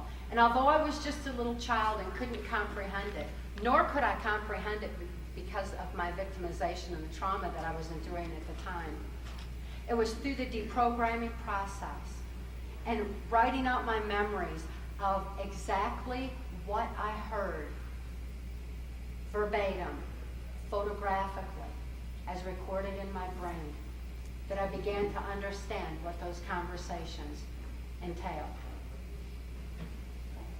The conversations pertain to how the Catholics have long since learned the effects of trauma on the human mind through such things as the Spanish Inquisition and the Crusaders and the events that were happening long, long ago. But they had kept a record of the effects of the trauma and how the human mind responded to it. That information, combined with what the CIA had gleaned from the Hitler-Himmler research, merged together to make a very powerful form of absolute robotic mind control. Now, this was back in 1968. Since then, technology has advanced tremendously, as has mind control capabilities. But the trauma-based mind control that I was exposed to involved Catholic traumas. I was being raised in the Catholic Church. We belonged to Muskegon St. Francis de Sales Church, which was heavily involved in MK Ultra activities. The Jesuit influence in the church was working in conjunction with the CIA and the U.S. government and the Canadian government for mind control purposes. By the time I made my first communion, I was 13 years old. I was exposed to a ritual afterwards, an occult ritual that they termed the right to remain silent. That's spelled R-I-T-E, as in ritual. This blood ritual that I endured was so horrific, so absolutely mind-blowing, that my conscious mind took flight and my subconscious mind was wide open to manipulation. It was at that point that I lost control of my mind. Up until that point, I had that switching mechanism in my brain where the various compartments would actually open up as needed to be able to withstand the traumas that I was being exposed to. For example, when my father came in to sexually abuse me, the part of me that had dealt with the sexual abuse in the past, the neuron pathways of my brain actually physically opened up so that the part of me that dealt with that could deal with it again and again and again as needed. If I was exposed to child pornography, the part of my brain that knew how to deal with that child pornography would actually open up to deal with it again and again as needed. When I saw my father at the dinner table, or we were just doing routine things around the house, I didn't think of the sexual abuse that I'd been exposed to. It was compartmentalized. It was often another part of my brain. But when he unzipped his pants, the part of my brain that dealt with it opened up. And that was a natural switching mechanism that it goes with dissociative identity disorder and is the mind's sane defense to trauma too horrible to comprehend. With this right to remain silent through hypnotic language, or NLP, the neuro-linguistic programming, expert mind manipulation was put into place where they took control of the switching mechanisms through a series of hypnotic codes, keys, and triggers, and or hand signals. They could access the different compartments of my brain. They could program those different compartments to carry out those certain government operations or to fulfill certain perversions according to their controls. I no longer had the capacity to switch to deal with various abuses on my own. Up until that point, I had been able to have free thought on occasion. I remember thinking how I wish that there was some place in the world where people didn't abuse each other. I was hoping that I could have 10 children of my own. I wanted 10. It was just a good Catholic number, I don't know. But I wanted to have 10 children, all my own to raise, because I knew those 10 children would never be abused, and I could take good care of them and just love them. Because my whole environment was just saturated with incest, child abuse, mind control.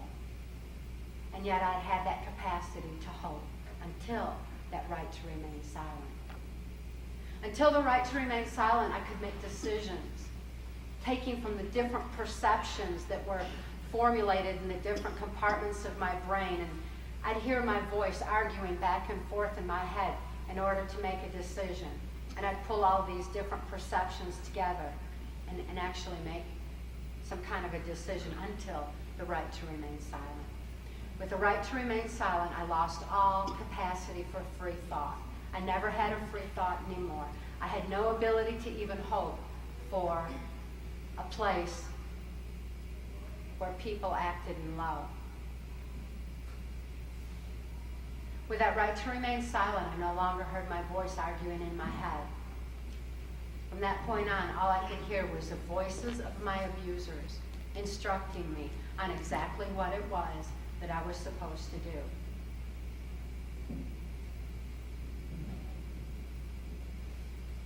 At Mackinac Island, Michigan, I was subjected to another ritual, a sexual abuse ritual, that was to induct me into what is known as the Order of the Rose. The Order of the Rose is the global elite that are working on New World Order controls. It's not another boys' club. It's not another one of those Masonic Illuminati secret organizations like that. It's not structured that way. What it is instead is a signifier, a rose signifier to those in the know that they were a part of New World Order efforts. It's a mindset, it's a way of thinking, it's an agenda, it's something that they believe in, which certainly is foreign to our way of thinking, but nevertheless, it's the way they think, and they signaled each other through this rose. And it was under the Order of the Rose that I was forced to operate during my White House Pentagon level mind control victimization.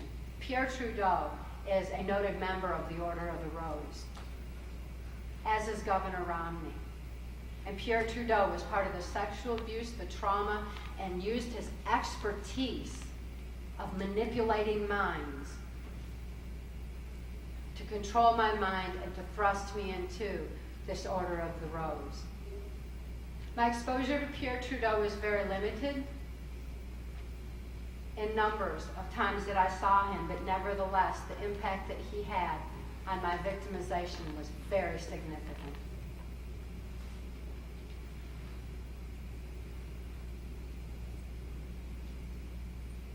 After the right to remain silent, it was at Mackinac Island, Michigan, that I met who had become my owner under MK Ultra mind control.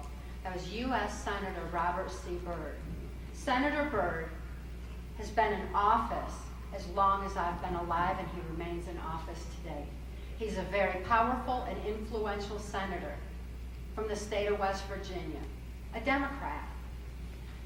You'll notice that the names I name don't have anything to do with political party lines. For example, Gerald Ford is a Republican, Byrd is a Democrat.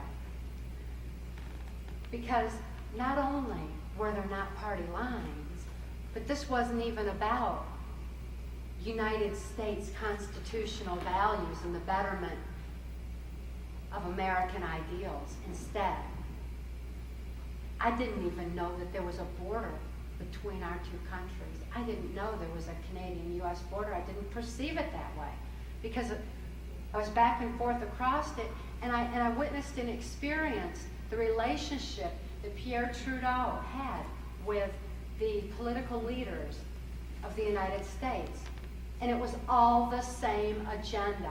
It was all for the same outcome and the same goal. Senator Byrd held the purse strings of the United States for many years as head of the Senate Appropriations Committee. He decided what money would be designated where for what purposes. And his purposes, of course, were New World Order. It was because of Senator Byrd's position, when he became my owner in this project, that my father became extremely wealthy through military contracts that were appropriated his way on his 6th grade education because of having sold me to Senator Byrd. Senator Byrd, as my owner, directed my activities. He decided where I would be taken when, which criminal covert operations I was forced to participate in, what government leaders I would be prostituted to, and where I would be taken, which military and NASA installations I would be taken to for sophisticated mind control programming.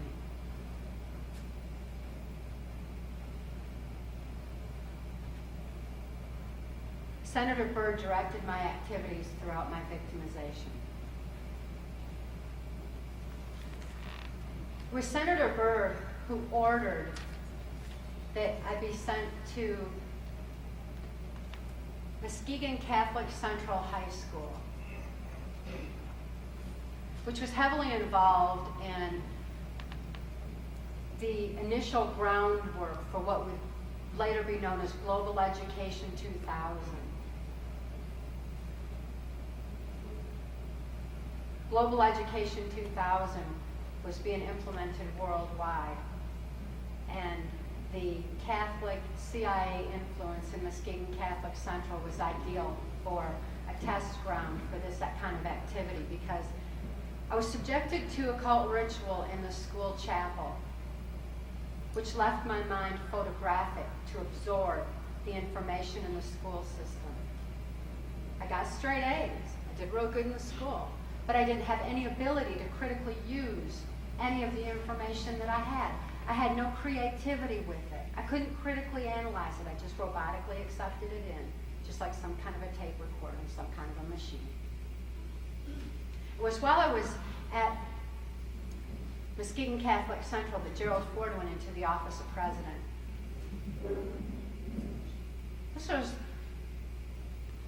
This was absolutely devastating to me. It was like the last straw. It was what just completely locked me into mind control and locked me into the idea that indeed I had no place to run and no place to hide, as they'd conditioned me to believe. After all, I thought, who could I turn to? I couldn't turn to my parents. I couldn't turn to my church. I couldn't turn to my school. I couldn't turn to local politicians, and now I couldn't even turn to the President of the United States. I truly believe that the whole world was involved in mind control. Senator Byrd later ordered that I be sent to the backwoods of Louisiana under the control of my first mind control handler, a guy named Wayne Cox. Wayne Cox was involved in the country music industry, but he was also working paramilitary operations, mercenary operations, under the direction of Louisiana Senator J. Bennett Johnston. At that time, J. Bennett Johnston had been running mercenaries who had been programmed from childhood, as I had been, and conditioned from childhood under MK Ultra, to carry out these secret operations at that time in South America. These guys had been targeted to carry out their mercenary operations for that pinpoint accuracy in their shooting and their physical endurance and all of the other superhuman qualities of dissociative identity disorder. Whereas with my victimization, since it was my sexuality that had been confused and enhanced from infancy, I was used primarily as a sex slave. As a sex slave, I was prostituted to the various government leaders. I was prostituted to drug lords. And the perversions that occurred with these particular politicians were being covertly filmed from little cameras in the ceiling, because these criminals don't trust each other. Instead, it blackmailed each other through these perverse films and for other means that they had to control them. Because in essence, they all had each other by the perversion. And they were able to maintain each other that way. So I was used primarily as a sex slave, delivering messages to and from these government leaders that I was prostituted to in the process, plus distributing drugs throughout the United States and Canada.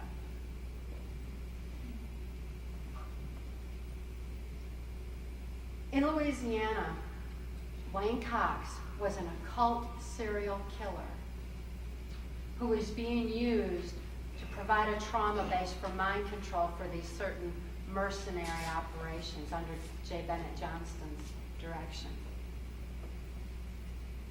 Senator Byrd wanted me to be exposed to more occult traumatization to create a whole bunch of those little compartments in my mind so that I could be programmed in all kinds of various ways for the different operations that I'd be forced to carry out during the Reagan-Bush administration. Once my mind had been prepared, it was 1978, and I was exposed to J. Bennett Johnston at that time. Senator Johnston's intelligence level was just really high up there. It was beyond my realm to comprehend, especially under mind control, but it was just incomprehensible intelligence. It really seemed alien to me. And he told me, he said, I'm an alien.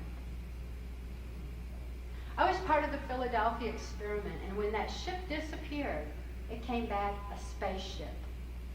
Now, this air-water reversal is in keeping with a NASA theme that is used heavily.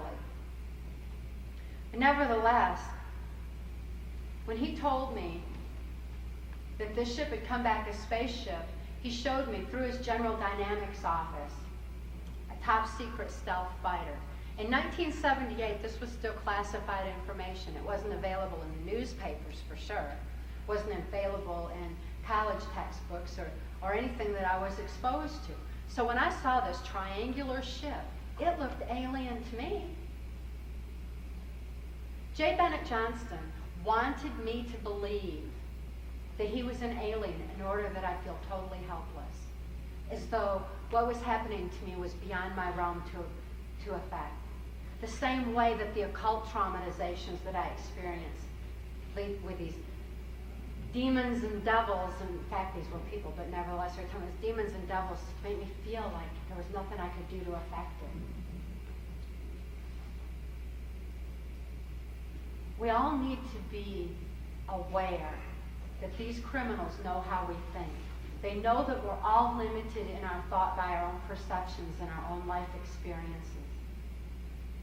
These criminals are at least 25 years ahead of us technologically and with information. What's it going to do to all of us when we see what technology that they do have if they reveal it to us today? Consider what's happened in the last 25 years, from the advent of microwave ovens to the computerization, and they've had all this technology to advance their technology through this next 25 years. So when I say they're 25 years ahead of us, that is an understatement. I know from having been on the White House Pentagon level behind the scenes of the New World Order effort that there is a very deliberate plan to make all of us feel totally helpless, to the point where we'll say, come on, New World Order, save us all. When they reveal the technology that they have that is so alien to all of us, bear in mind that they are that far advanced ahead of us, and consider other perceptions, consider other angles, consider that they could be manipulating our minds, consider that this might not be alien after all. I am not saying that there's no such thing as aliens. I'm not saying that at all. Matter of fact, I'd like to believe there's some more intelligent life out there somewhere. But nevertheless, the fact remains that we need to separate the deliberate government misinformation from what's real so that we can determine what is real in extraterrestrial intelligence.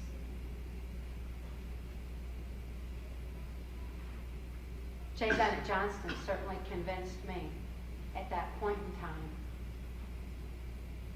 And I felt totally helpless. And he programmed me to carry out my first operation. He actually took me to a military base in Oklahoma, Tinker Air Force Base, where I was programmed through sophisticated means to carry out my first trial run operation.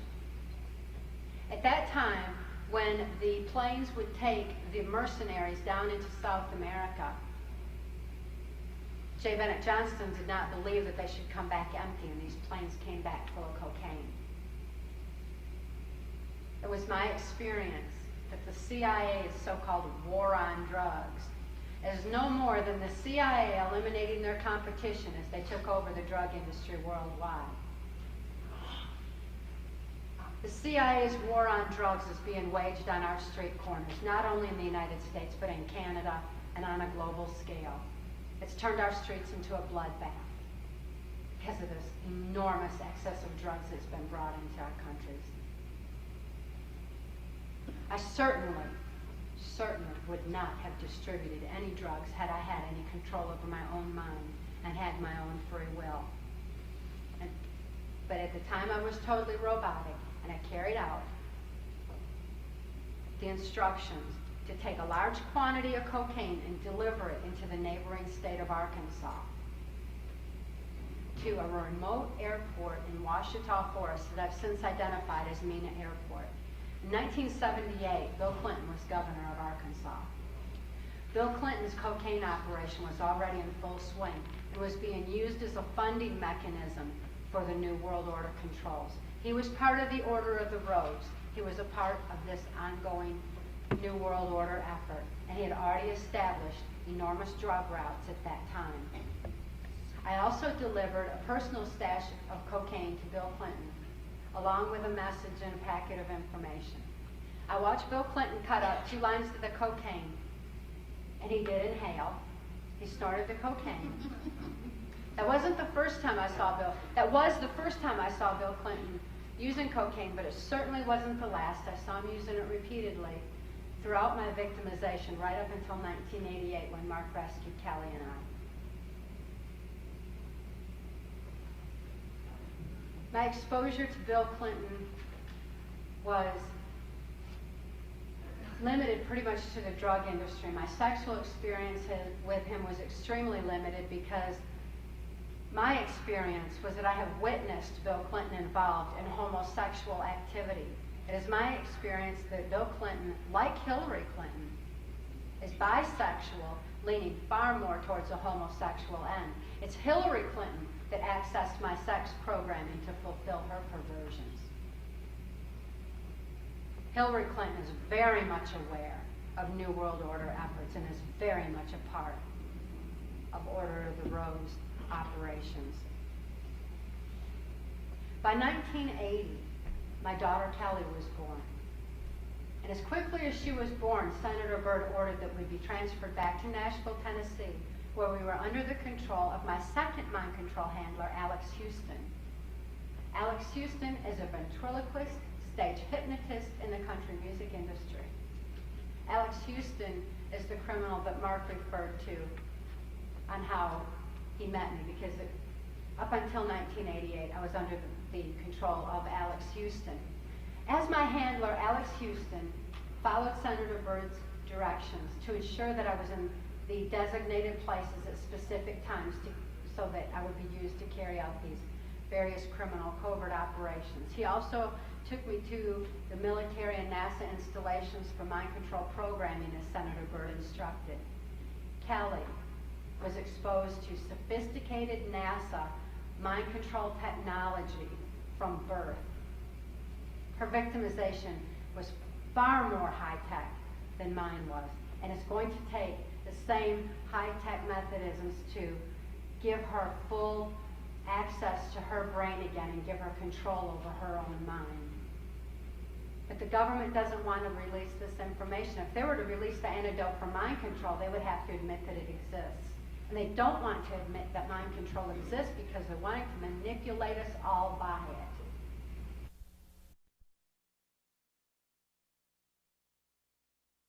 Was a vehicle by which I know and was unfortunately forced to participate in bringing drugs over the border into Canada, which I find deeply disturbing. And again, from my experience, I didn't know that there was a border between our countries because we are allowed to freely cross the borders with the drugs during the Reagan-Bush administration. In 1984, I had heard Bill Clinton and George Bush discussing how when the American population became disillusioned with Republicans leading them into the New World Order, that Bill Clinton, as a Democrat, would be put into place. He had earned his way into a high position of influence because of the cocaine route that he was running, because of his influence in the New World Order, Order of the Rose controls. It was my experience that Bill Clinton answered to George Bush, as did many other world leaders, not robotically, not under mind control, but because of George Bush's extreme intelligence and inside knowledge of exactly what it would take to bring about this world dominance effort. It was my experience that George Bush has run our country through 3 administrations. Ronald Reagan's, his own, and Bill Clinton's. George Bush's influence has been very heavy and very strong and powerful. He began with the United Nations. His career began with the United Nations. Then he went on to head our CIA. He went on into the political end and became vice president and president, with his allegiances remaining to the United Nations and the New World Order controls.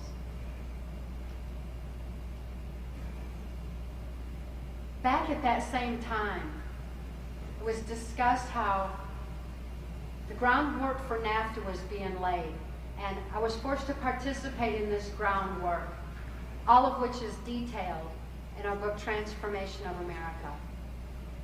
The groundwork for NAFTA was rooted in criminal, corrupt activities. It had been determined back in 1984 that George Bush, who was vice president at that time, would become president, which certainly makes me wonder, what are elections all about? It was already determined. It was also determined at that time, the president of Mexico was President de la Madrid, who I was exposed to repeatedly. And under him was Vice President Salinas, who I was also exposed to. It was my experience during those years that Salinas was actually in control of Mexico, the same way that Bush was in control of the United States. And Salinas, too, respected George Bush's leadership. And it had been determined that when George Bush came into the office of President of the United States, that Salinas would go into the office of President of Mexico. And they would then implement NAFTA, which is exactly what happened. But we needed the Canadian aspect in there. That had already been established. I was exposed to Brian Mulroney on several occasions and was well aware of his involvement and participation in the Order of the Rose. Just like Pierre Trudeau, he too was involved in it. That's not to say that whatever little political details that you all were exposed to through the media and that happened were the same, because there are differences through different politicians and different administrations. But nevertheless, it all comes towards the same goal. It all went to New World Order controls because ultimately Pierre Trudeau and Brian Mulroney's ultimate goal was exactly the same.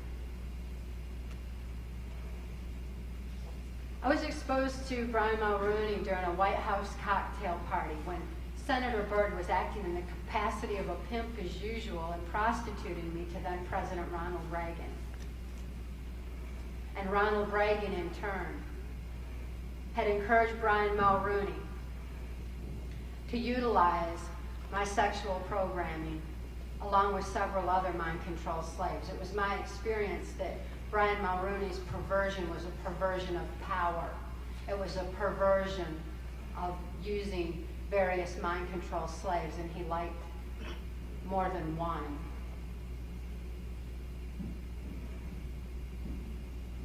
One other mind-control slave that I was prostituted to him to had known him and been prostituted repeatedly. He was one of her primary abusers.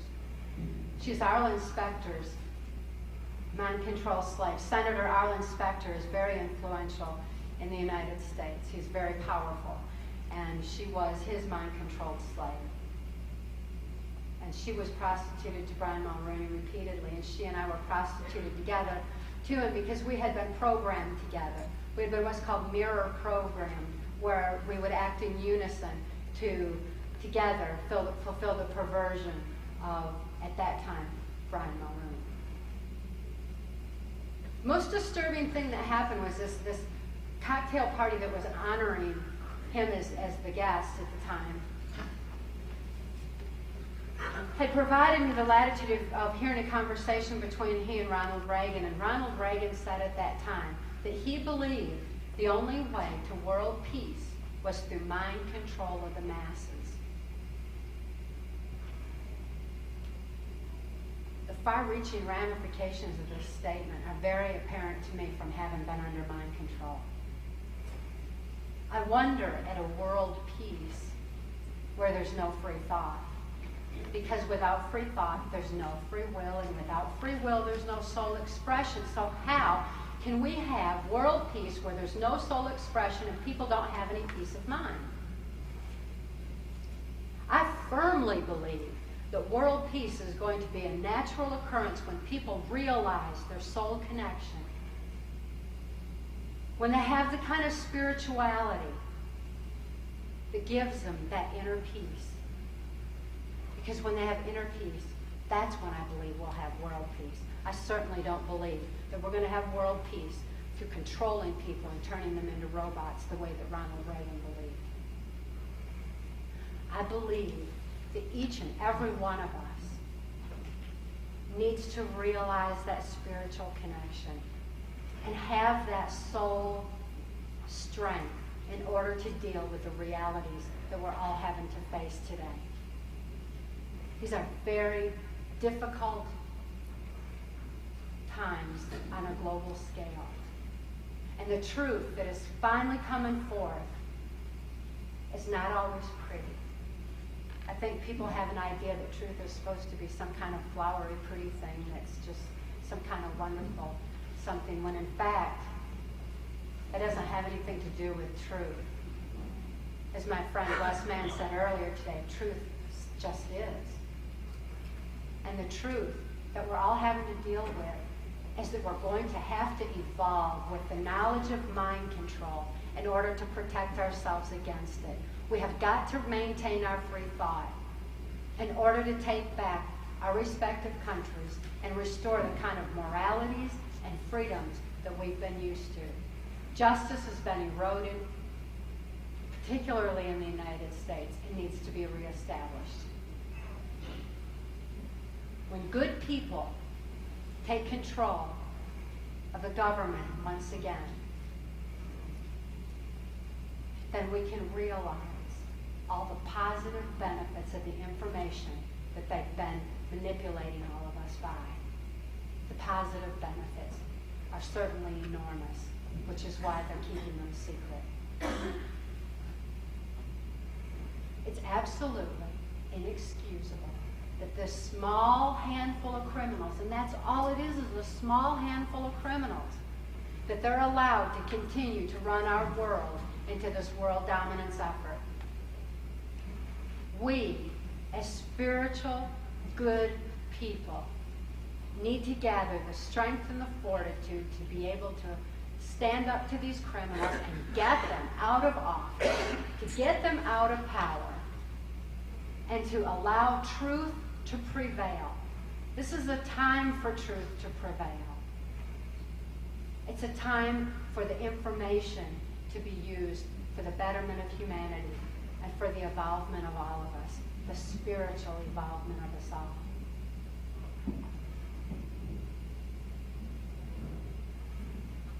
The criminal activities that I was forced to participate in, particularly as pertains to NAFTA, particularly as pertains to the drug industry that has so adversely affected so many people in society. The deliberate erosion of justice that has allowed for pedophile perversions to proliferate for mind control purposes.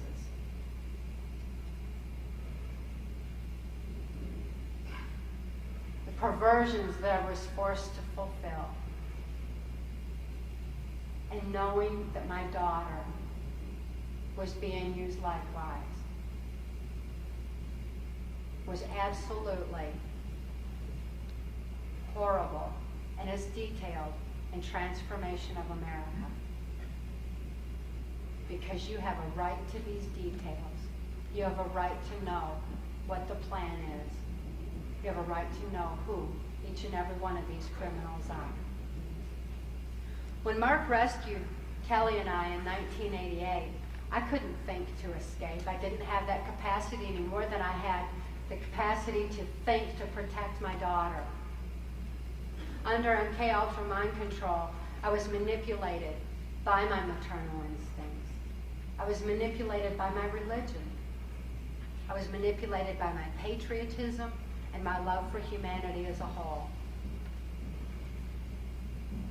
These are deep-reaching, and they certainly were effective for robotic mind control. I'm extremely fortunate that Mark came along when he did and rescued us.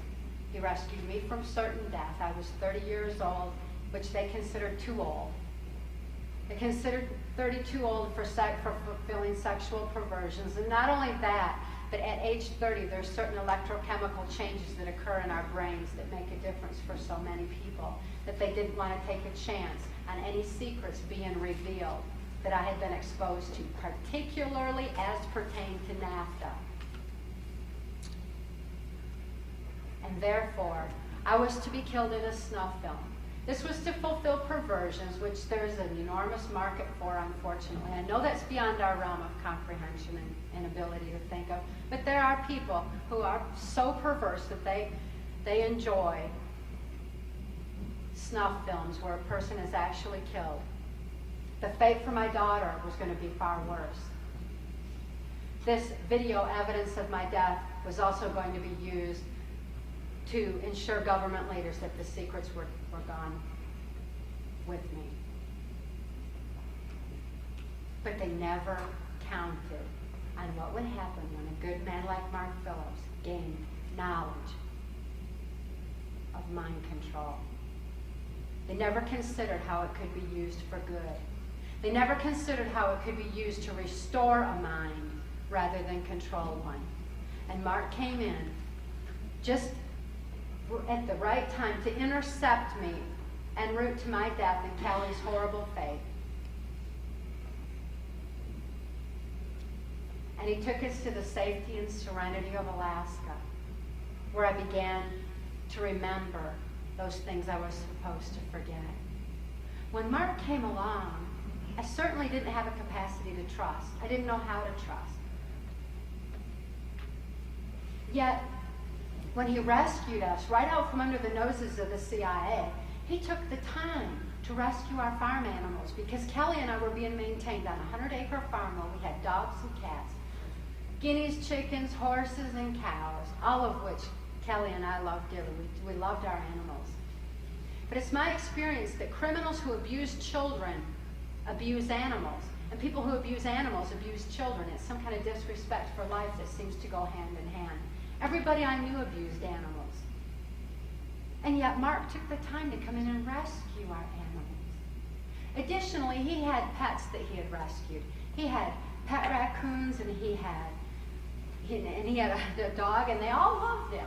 The coons would actually hug him and wrap their arms around him, and I'd never seen animals that could trust. And even though I couldn't think to rationalize all of this out, I had this sense, this animal instinct myself that let me know that if the animals could trust him, I could too. This had a profound effect on Kelly as well. With Mark's loving expertise, I began remembering. And as quickly as I began remembering, which is certainly I'll go into much, much more detail tomorrow during our workshop on exactly how the memory recovery happens and what happens in the brain and what the positive benefits are. But I began writing out my memories in photographic detail. And as fast as these memories were validated by the clean, supportive members of law enforcement and the intelligence community, not only in the United States but in Canada as well, had a profound impact on our situation, as a matter of fact.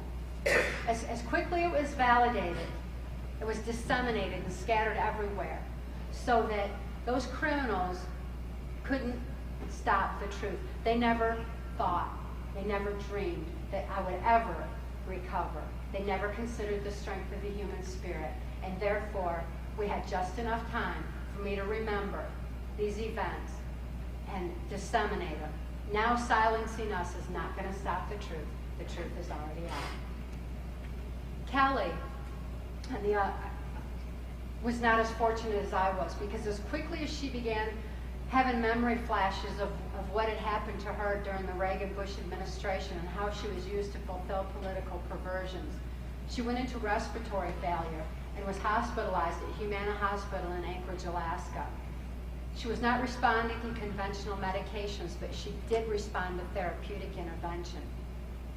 At that time, we were working diligently to get Kelly the high-tech help that she would need for deprogramming, because the methods that were used to deprogram me did not apply to Kelly. And at that time, through a series of events of which Senator Byrd was involved with his political influence, Kelly was thrust into the immoral and illegal custody of the state of Tennessee. Kelly remains a political prisoner today, institutionalized and denied any rehabilitation for the proven MK Ultra mind control abuses she endured. Kelly had experienced love, though, and love is the greatest healer of all. Because of that love, because Kelly is not being hurt at this time, she was able to regain some free thought. And Kelly knows exactly who and what Mark and I are up against in our effort to get this information out. And she is waiting patiently and impatiently for people to wake up to the reality of mind control so that no other children will be victimized and so that she can receive the qualified rehabilitation that she deserves. Kelly knows, like Mark and I know, that knowledge is our only defense against mind control. It is truth that sets us free. Please, help us spread the word. Help us get this information out. Despite our controlled medias, despite the suppression of this information, people, good people like yourselves, are taking the information and disseminating among their friends and among their loved ones and among people in political positions to make a difference. And I encourage each and every one of you, please, we need you to help us spread the word. Thank you.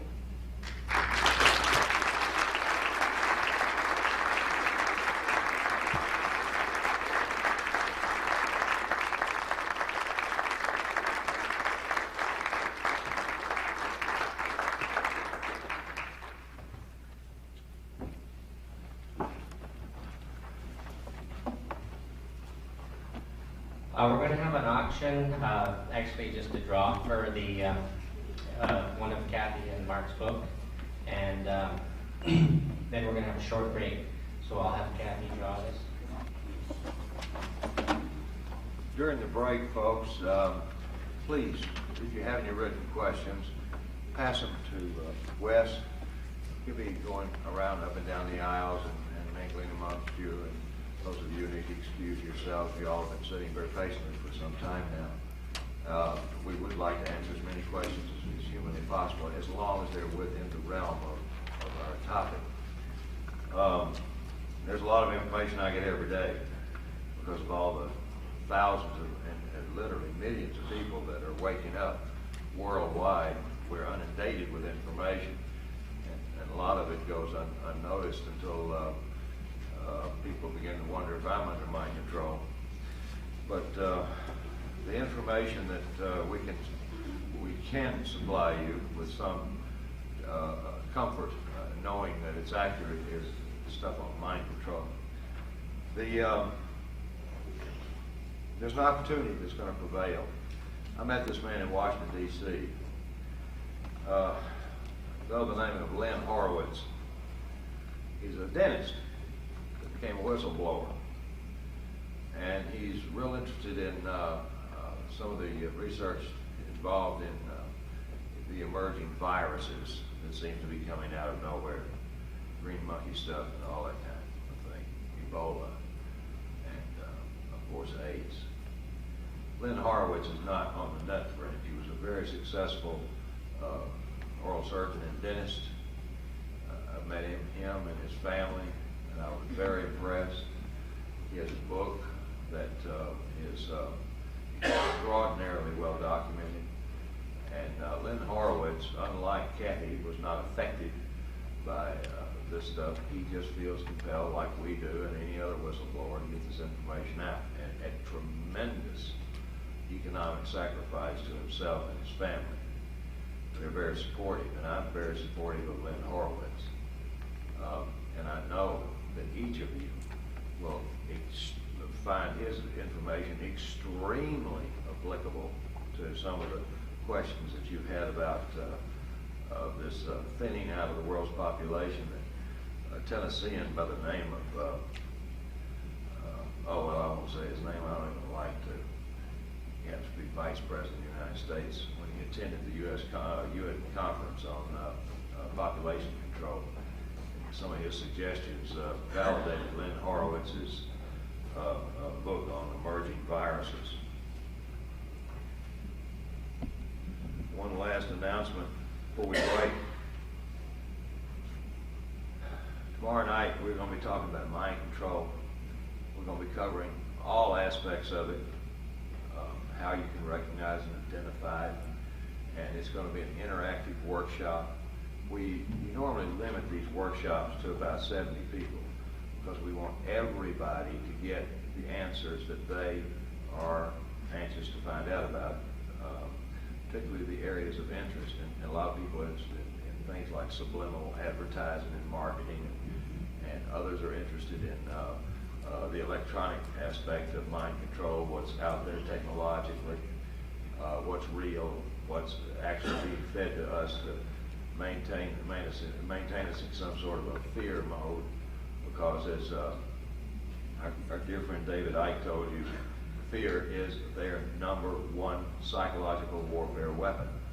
And it is fear that is keeping this room from being absolutely packed. Now, we have gone into some areas where people, where there's large pods or networks of people where we'll have thousands of folks to talk to. But I'll tell you right now that the vast majority of them are suffering from that controlling factor known as fear. Here's a 4-letter word that begins with F that I don't like. And it's one that if it ever got a hold of Cathy or I, we could not do what we're doing.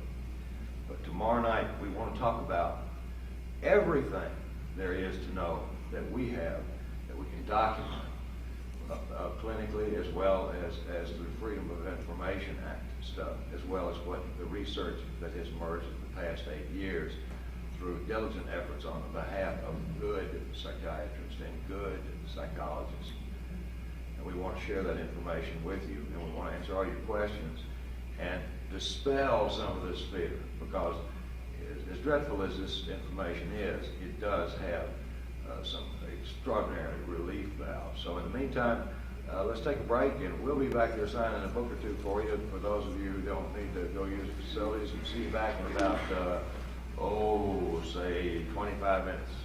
Thanks.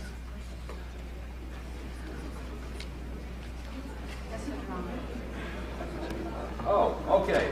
We got, well, let me do it. Don't, the name's Claire Earl. Come get your free book, whoever you are. You want it. Fair and square.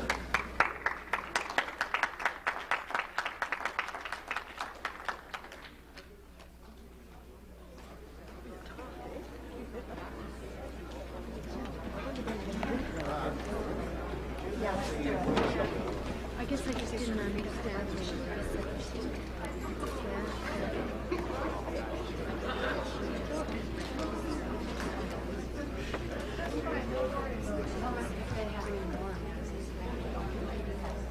Now listen, if y'all have any more questions, just keep passing them towards that man right there. Cathy and I work in mental health and law enforcement. Mental health, particularly in the field of psychiatry, are the most educated people in terms of years dedicated on the face of this earth. I don't know how many psychiatrists we have in the room tonight, but this is no insult to you. You're part of the youngest of all the healing arts, and you're probably the most contained as far as information goes, particularly as pertains to memory.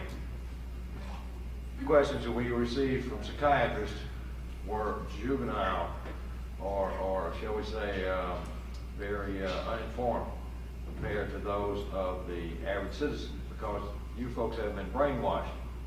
You understand the logic behind how the mind works. Most people understand that our brains work like computers, which is how the concept of computers came into reality. We're going to answer as many questions as we can.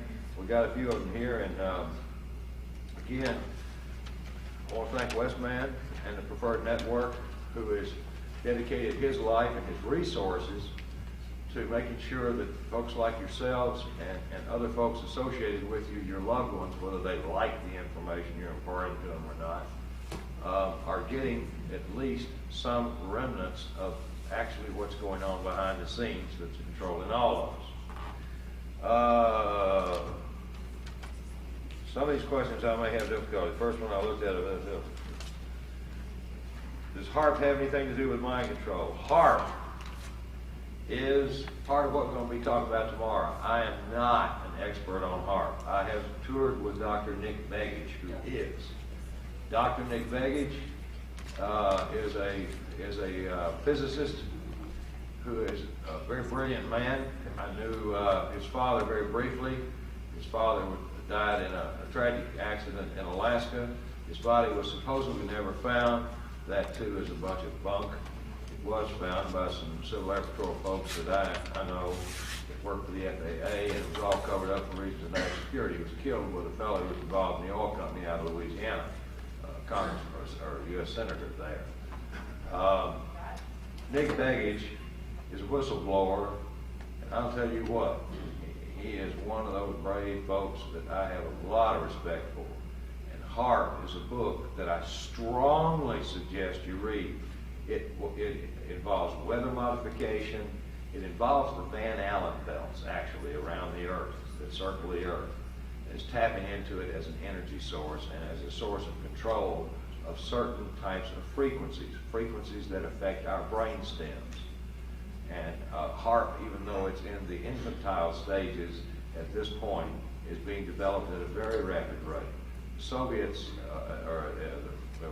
at that time I knew them that way, I'm kind of brainwashed. The Russians were particularly interested in this stuff in the 50s and 60s, and actually had it going to some degree very effectively. Obviously it's not that effective yet.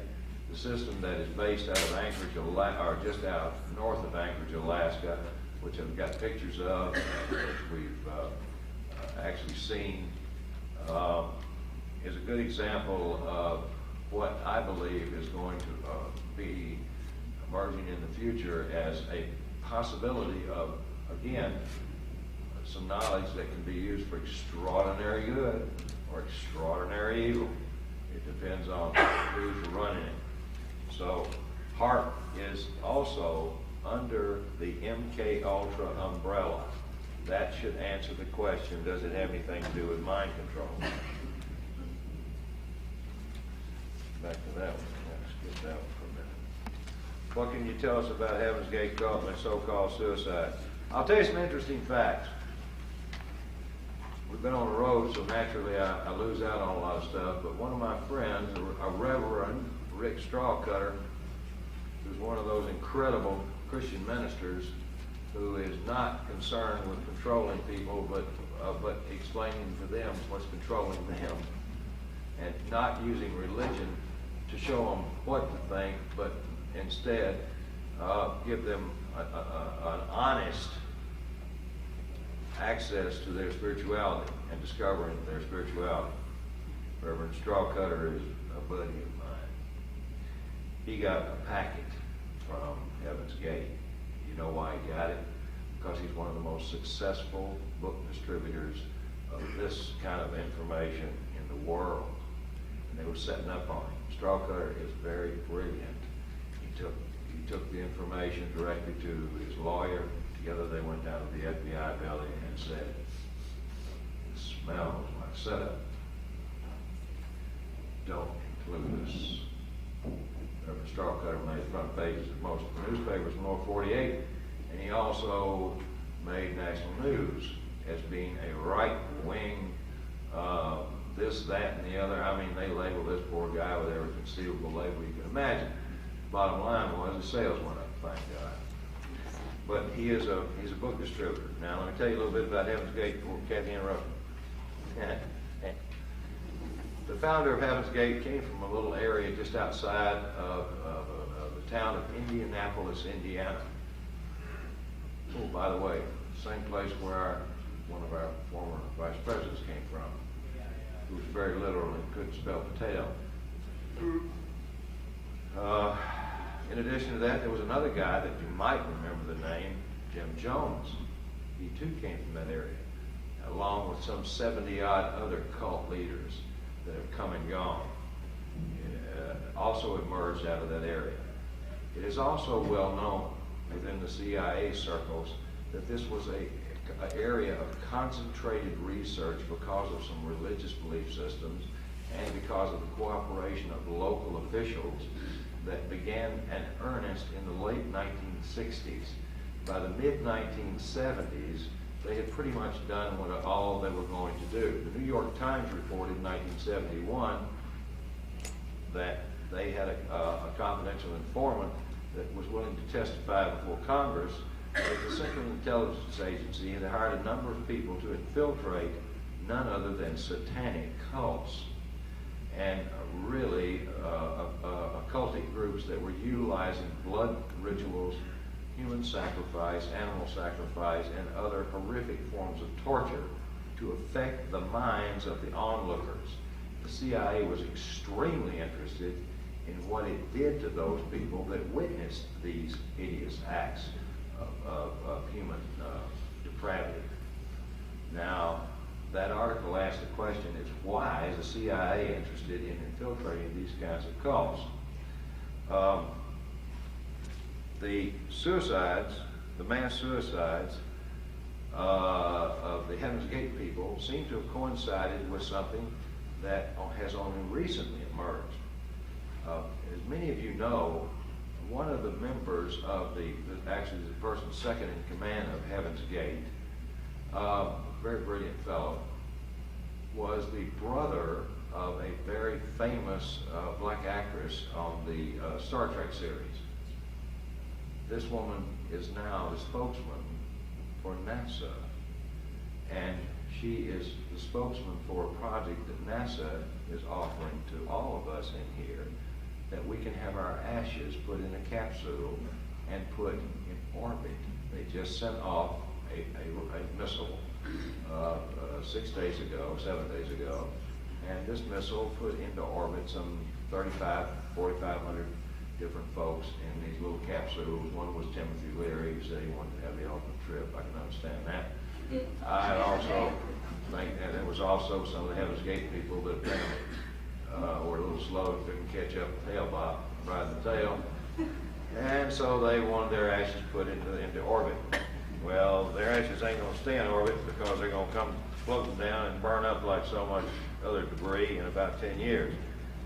The bottom line is, why has NASA suddenly got into the funeral directing business? And why did this Heaven's Gate thing come along just at the right time? You know, nothing in politics happens by accident. Nothing. Nothing. Remember that statement. Nothing is by accident. And this Heaven's Gate thing opened up a whole lot of questions. But one of the questions that was answered to me was, I printed out, close to a 100-page manifesto that was on the internet that Heaven's Gate had on their webpage. The repetitious statement made by the leader was, aside from cutie things like, you know, you got to get castrated if you're a male, that was real exciting, was the fact that no one was allowed to think. Thinking was forbidden. Okay? Most people, when they say, well, I think I might want to do that. I had fellows that I worked with at NASA that forbid me to say the word think. They said, you either say you're going to do it or you want to do it, but don't say you think you're going to want to do it. Well, in NLP, what that means is you're undecided. And under mind control, you don't have the ability to be undecided because your decisions are being made for you. So the underlying current in this manifesto that was released by the Heaven's Gate folks shows a definite correlation that these people were under some sort of horrific, sophisticated mind control. Now, these were not stupid people. Most people think that people that join cults are people who are antisocial or can't get along in society, and they just need a place to belong. This may be true in some Christian subcults.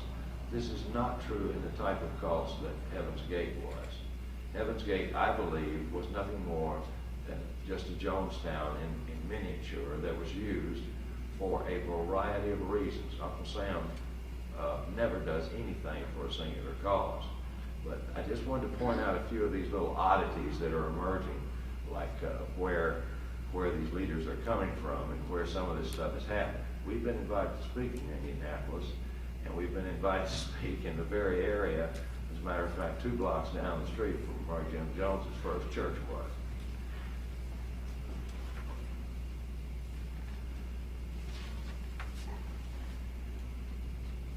Are you familiar with the Franklin affair? The Franklin cover-up is a case that parallels our case and involves mind control and some of the same victimizers that my daughter and I were subjected to, namely George Bush and Alex Houston. Paul Bonacci, the victim of mind control in the Franklin case, has named Alex Houston as an abuser, and Alex Houston had a key to Boys Town where Paul Bonacci had been abused and under mind control, because Alex Houston went there routinely to indulge in his pedophile perversion as well as manipulate the minds of the traumatized children. The Franklin case is one, we've got a little a book available that's called The Carefully Crafted Hoax, with a foreword by the former FBI agent Ted Gunderson, who's well respected down in the States. So, by the way, I'm going to try to weasel him up here to speak to you all. He's got Ted a lot of Gunderson was at information. one time third in command of the FBI. He's very articulate. He looks like a Fed, and he talks like a Fed, but he is a spiritual being who is a human being and a great person. He's a good man. But we've got The Carefully Crafted Hoax, which is a very rare book anywhere these days, since the Franklin cover-up. The book version is now out. But the carefully crafted hoax is an outline, step by step, of what happened to these children and how the cover-up was perpetuated. The book is available through Wes Mann's preferred network in a very limited number and through very limited editions. But nevertheless, it's available, and more information is available there. Yeah, I will link. There's a psychologist who works with her husband, psychiatrist, I believe. She goes by the name of Denson Gerber.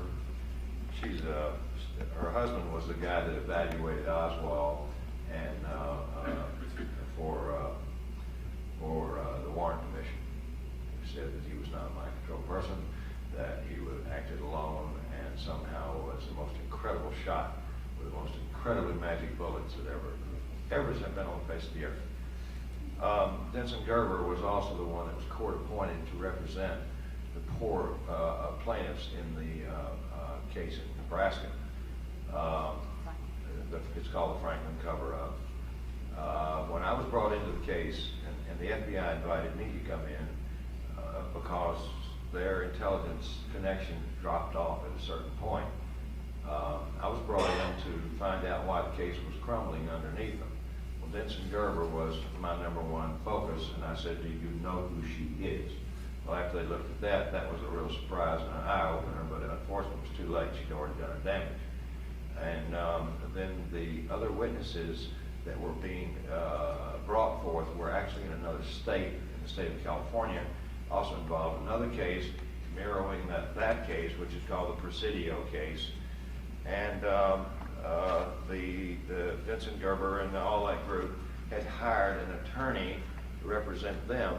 And guess what?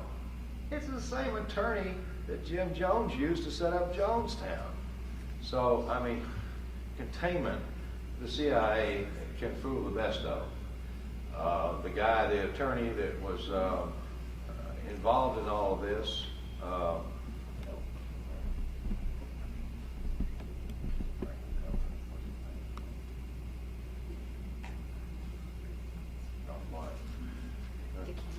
John DeCamp,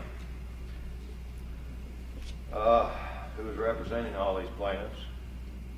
John brought me in his office and he said, all right, he said, so the government sent in the folks on us to cover up the case on the psychological end, and then we got our witnesses thing contaminated.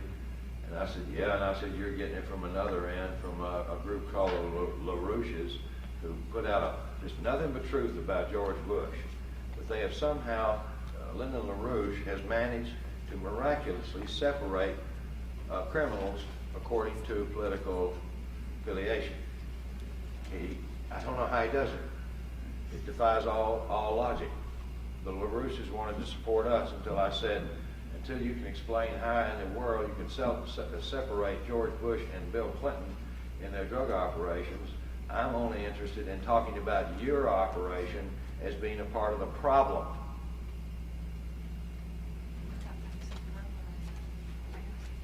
But Denson Gerber, most recently, thank you, has been brought in as the expert testimony on Patsy Ramsey, the mother of Jean-Benet Ramsey. So I can tell you right now, I'm very sorry to say that Patsy Ramsey, the mother, has got a most unfortunate name. She is fixing to be another McVeigh, Oswald. I mean, the list goes on and on and on. I don't know what her level of involvement was, but I've got a funny feeling, and you heard it right here, that she is going to take a serious fall on all of this.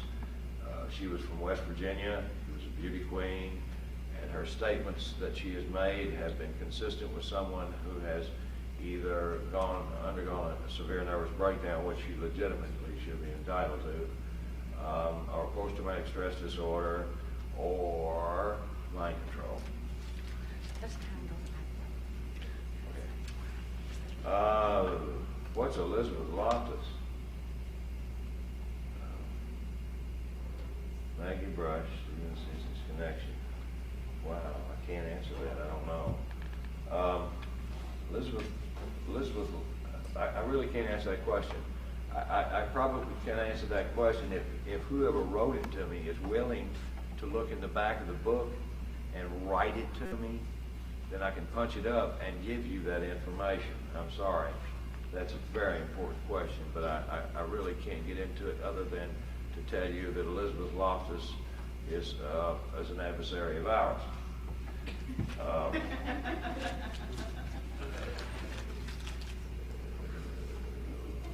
We have a federal election coming up in Canada. What do you know about the current Canadian political leaders, especially Christianity?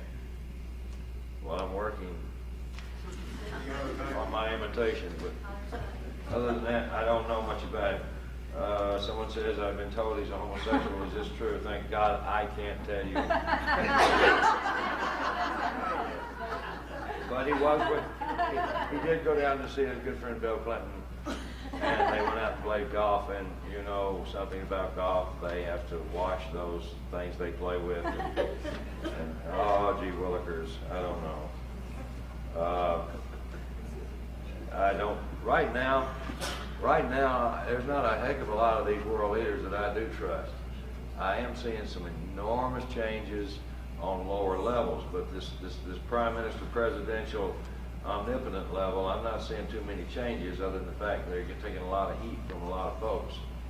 But a new set of world economic regulations are being formulated in Europe that will allow the foreign takeover and domination of all Canadian institutions. I'll tell you what I think of this. I think it just plain sucks. I'm sorry about my language, but Canadians have one thing that other governments don't have. Like you guys own your own bank.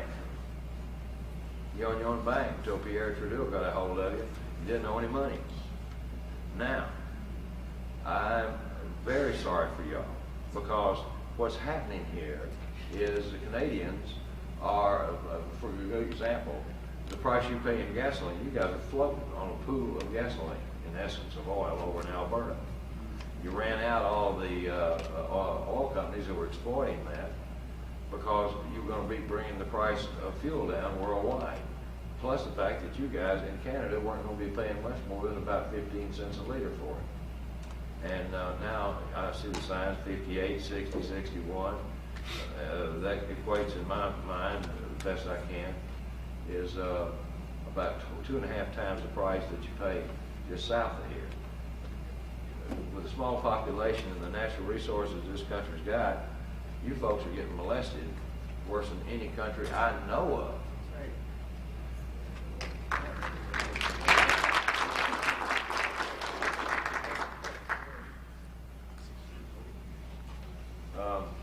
I don't usually get questions I can't answer about something when it comes to video stuff. Our question is a total audio video tactile retrain on a cognitive basis,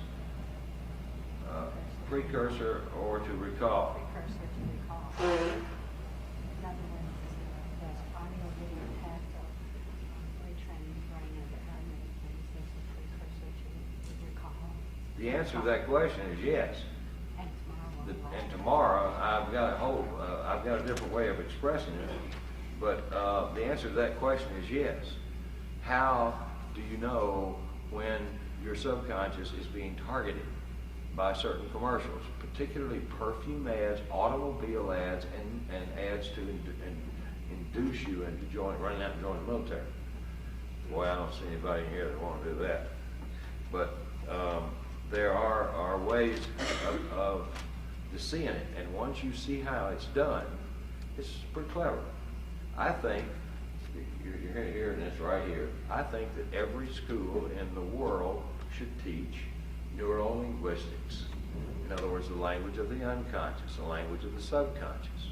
I think it's inexcusable that this has been a hidden science just so that a handful of capitalists like myself can make a living off of you. I think it's inexcusable that it's not taught in schools, that we have the capacity to think on two separate levels. So, now here's a question that I don't have a clue about, and whoever wrote it, I hope to goodness they're going to be at the meeting tomorrow. Is there a connection to tonight's subject and the 13 Graymen? I don't know who the 13 Graham were. I don't know, it's alien to me. Could you elaborate on the right to remain silent? More details on that right to remain silent are provided in our book, Transformation of America.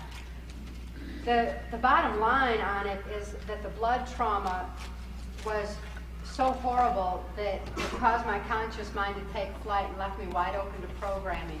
And there's a lot of knowledge pertaining to the effects of trauma on the human mind to the extent where occultism is proliferating and being used as a trauma base for mind control. Lieutenant Colonel Michael Aquino is the founder of the Occult Temple of Set. He is with the Psychological Warfare Division, which says quite a bit. Graduated from War College, taught there. He claims he knows me well. He's only met me on one occasion. I thought he was a donkey. I use the best words I can. My language is atrocious, and I'm really working very difficult to clean it up. But Michael Aquino was one of my primary mind control programmers. Now, I'll be talking about that more tomorrow, and how he knew that the occult blood traumas would allow for mind control programming, which is why he's got that Temple of Set that's on the military bases in the United States.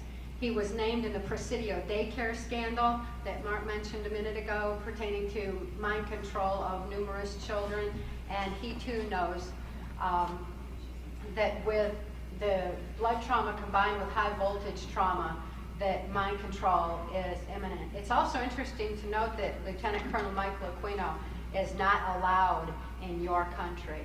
He's been banned from Canada. As a matter of fact, I worked very diligently for 2 years with your, I don't think I'm even supposed to say it in public, your CIS, which is your Canadian Intelligence Agency. We worked very difficult strings to keep Mr. Aquino out of this country. Mr. Aquino is no longer welcome at the border. If we can catch him in this country, and there are a lot of folks in intelligence, a lot of folks in your Canadian customs who are aware of it, if they can catch him coming up here for any reason, I've asked personally to be able, by your so-called Bureau of Prisons, I forget exactly what it is, to be allowed to spend a couple of hours with Mr. Aquino alone. Now, I got one more I want to talk about. This Elizabeth Loftus thing. Elizabeth Loftus, and this is about the False Memory Foundation. It's about an organization that cropped up out of nowhere that was run by some Denmark pedophiles who were in the child pornography business, that were running around contaminating cases of sexual child abuse against children, so that the abusers would walk away not only with custody of the children, but of course walk away with managing somehow to get the poor mothers or other caregivers who were plaintiffs in the case locked up for insanity reasons or whatever. This false memory syndrome is not a disorder that's recognized by the American Psychiatric or American Psychological Association. It's still in the syndrome stage. It's still not totally accepted by mental health. And until mental health realizes that there is such a thing as false memory and that we all suffer from it, and how that we can actually separate real memory from false memory, they are going to continue winning cases and continue destroying people's lives and continue getting these poor children put back into the hands of the very people that were hurting them. Because doctors have got to realize that the information they were taught about memory and what's real and what isn't is not true. False memory can be installed. And I was very unpopular when I was talking about this before physicians, because they said, you're playing right into the hands. You're supporting the bad guys. No, I'm supporting a tool that the bad guys are using to slay you with because what they're telling is a truth. And truth, believe it or not, is extraordinarily dangerous because it can be usually proven. And there's no one that can prove to me or anyone else that there's no such thing as a false memory. But between our minds developing false memories from movies and books and things that we're seen and told, and you got to remember that these people who've been abused are highly suggestible and highly literal, and they can be easily manipulated into believing that they experienced a fairy tale. That's why fairy tales and things like The Wizard of Oz are used to scramble memory. Because when somebody goes in, a child, 10 years old, and sits down in the witness stand and the judge said, well, who exactly in this courtroom molested you? And the little girl or little boy says, well, they're not here right now that I recognize because it was Mickey Mouse. End of case. The whole thing goes out the room. The whole thing's dismissed. But what didn't happen was the fact that the person that may or may not have been in that room was a person who dressed up in Mickey Mouse suit. And this child, being traumatized, really believed that was Mickey Mouse or whomever. So false memory is quite real, but it's also very easy to determine whether or not it's a real memory or a false memory. And those are some of the elements of some of the things that we'll be touching on tomorrow, that when you've got relatives or loved ones that are suddenly disclosing 25, 30, 40 years later, I think Dad molested the squat out of me, or Dad did this, or Uncle so-and-so did that, and you say, well, why do you think that? They say, well, I had a bad dream about it, or I've been reading about all this abuse, and I always had this uncomfortable feeling about this uncle or this father or whomever. There's a way of telling those people how they can actually determine whether or not it's a real memory or something that they're fantasizing. It's very, very easy. That's the reason that I really wish that you folks could, those of you who are interested in this science and in this information and knowing what's controlling you, will be there tomorrow.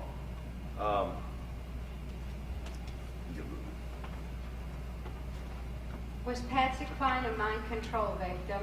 No. Did her death have anything to do with her being in her early 30s?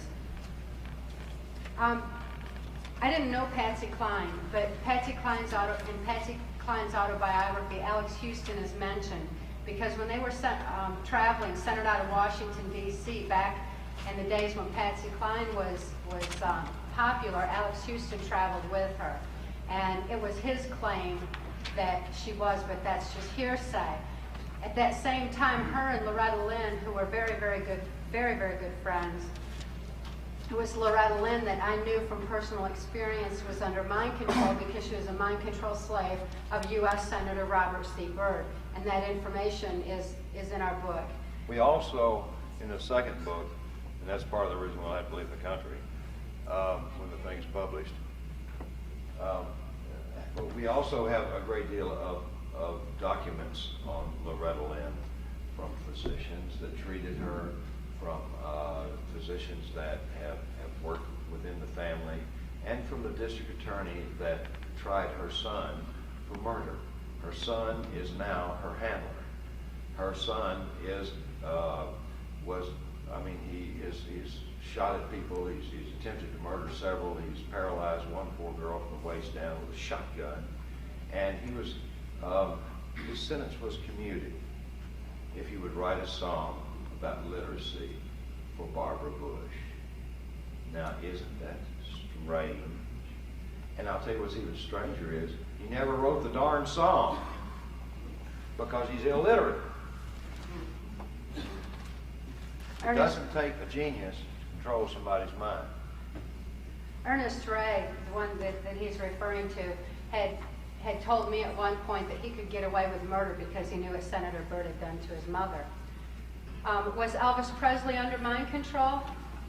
I have no idea on that one. Okay, I worked in and around that area. I knew Vernon, his father. I I was working for the intelligence community at that time, and I was also interfacing with a mob in Las Vegas, and if you read our book, you'll see this. I had personal association, not with Elvis himself, but with his father. I did see a lot of his shows, and I did meet with him briefly for a minute or two. Elvis Presley was a drug addict. He was controlled with drugs by a most unscrupulous physician. But as far as being under mind control, no way, no possible way. And no, he's not working around Kmart. Is Dolly Parton under mind control? Alex Houston claimed that she was. It wasn't that he said Dolly Parton's under mind control, it's that he discussed different components of mind control, of her being under MK Ultra Project Monarch mind control, and it's interesting to note that her Dollywood has a monarch for the symbol. And I'm really glad to know that people are raising these questions pertaining to different entertainers, pertaining to the Joan Benet Ramsey case, pertaining to Heaven's Gate and other things. At least mind control has become a question these days. And can you tell us more about the situation where your daughter is, and are you able to communicate with her? I really appreciate this question.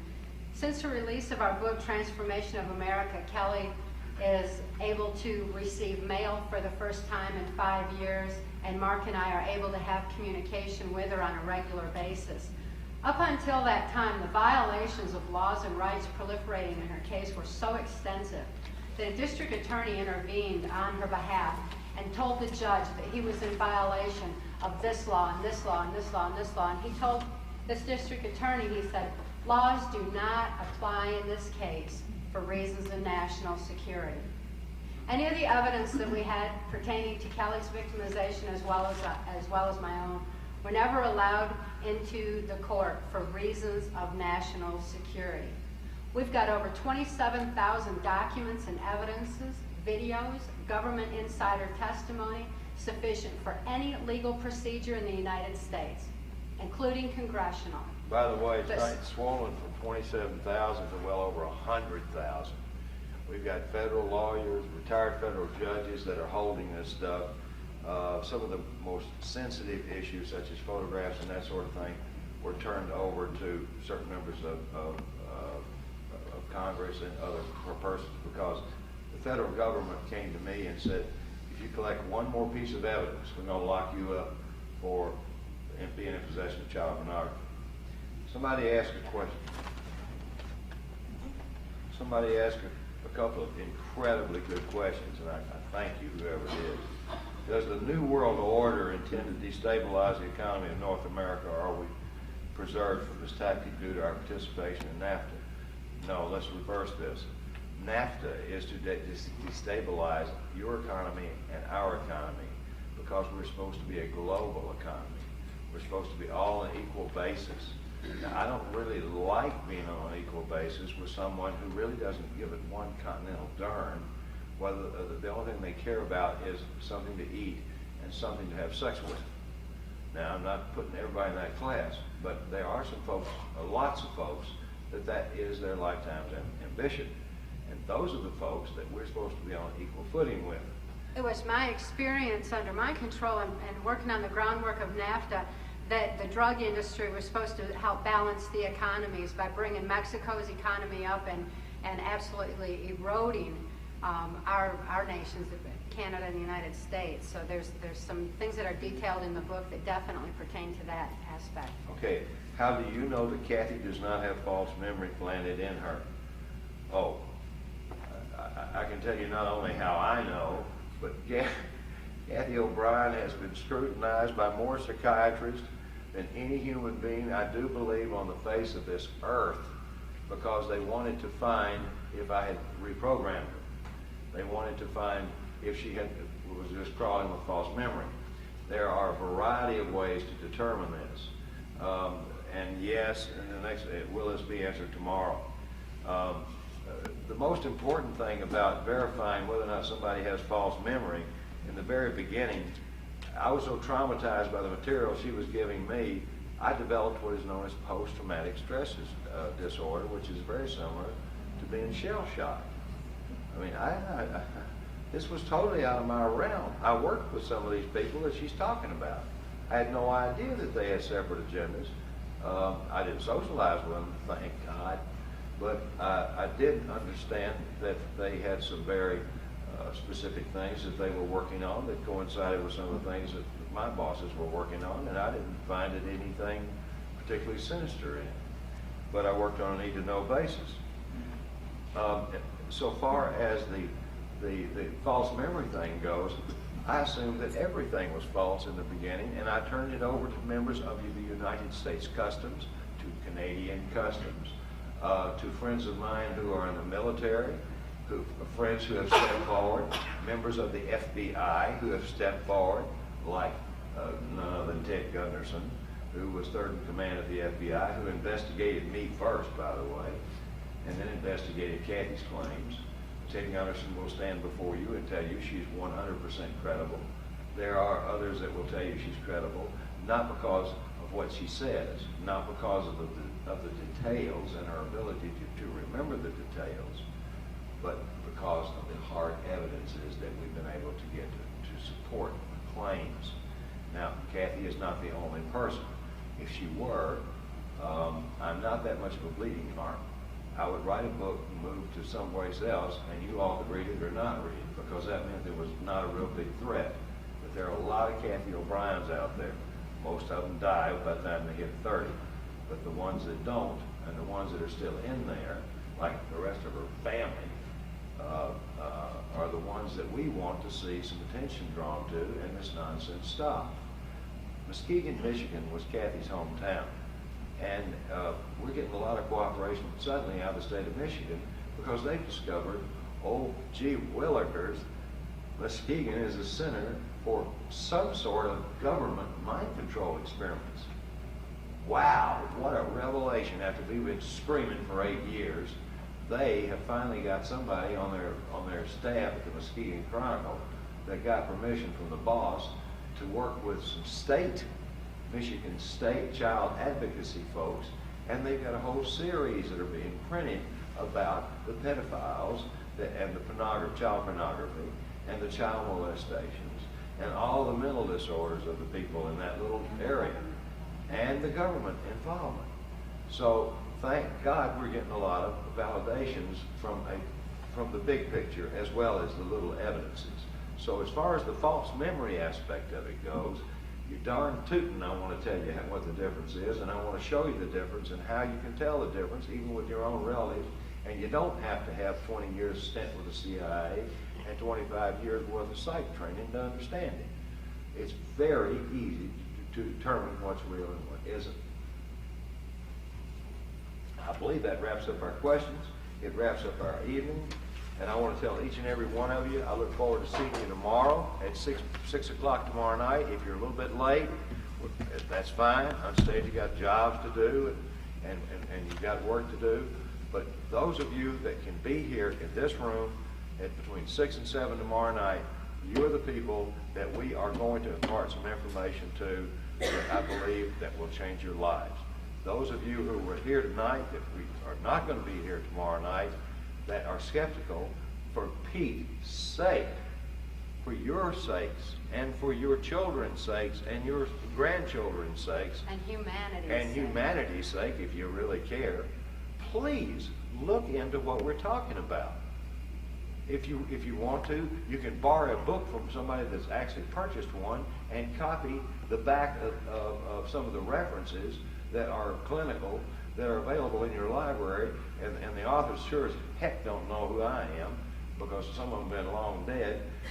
But these are valid research articles, and these are articles that are printed about everything concerning the topic of mind control that is actually something we can actually understand and read, being non-professionals.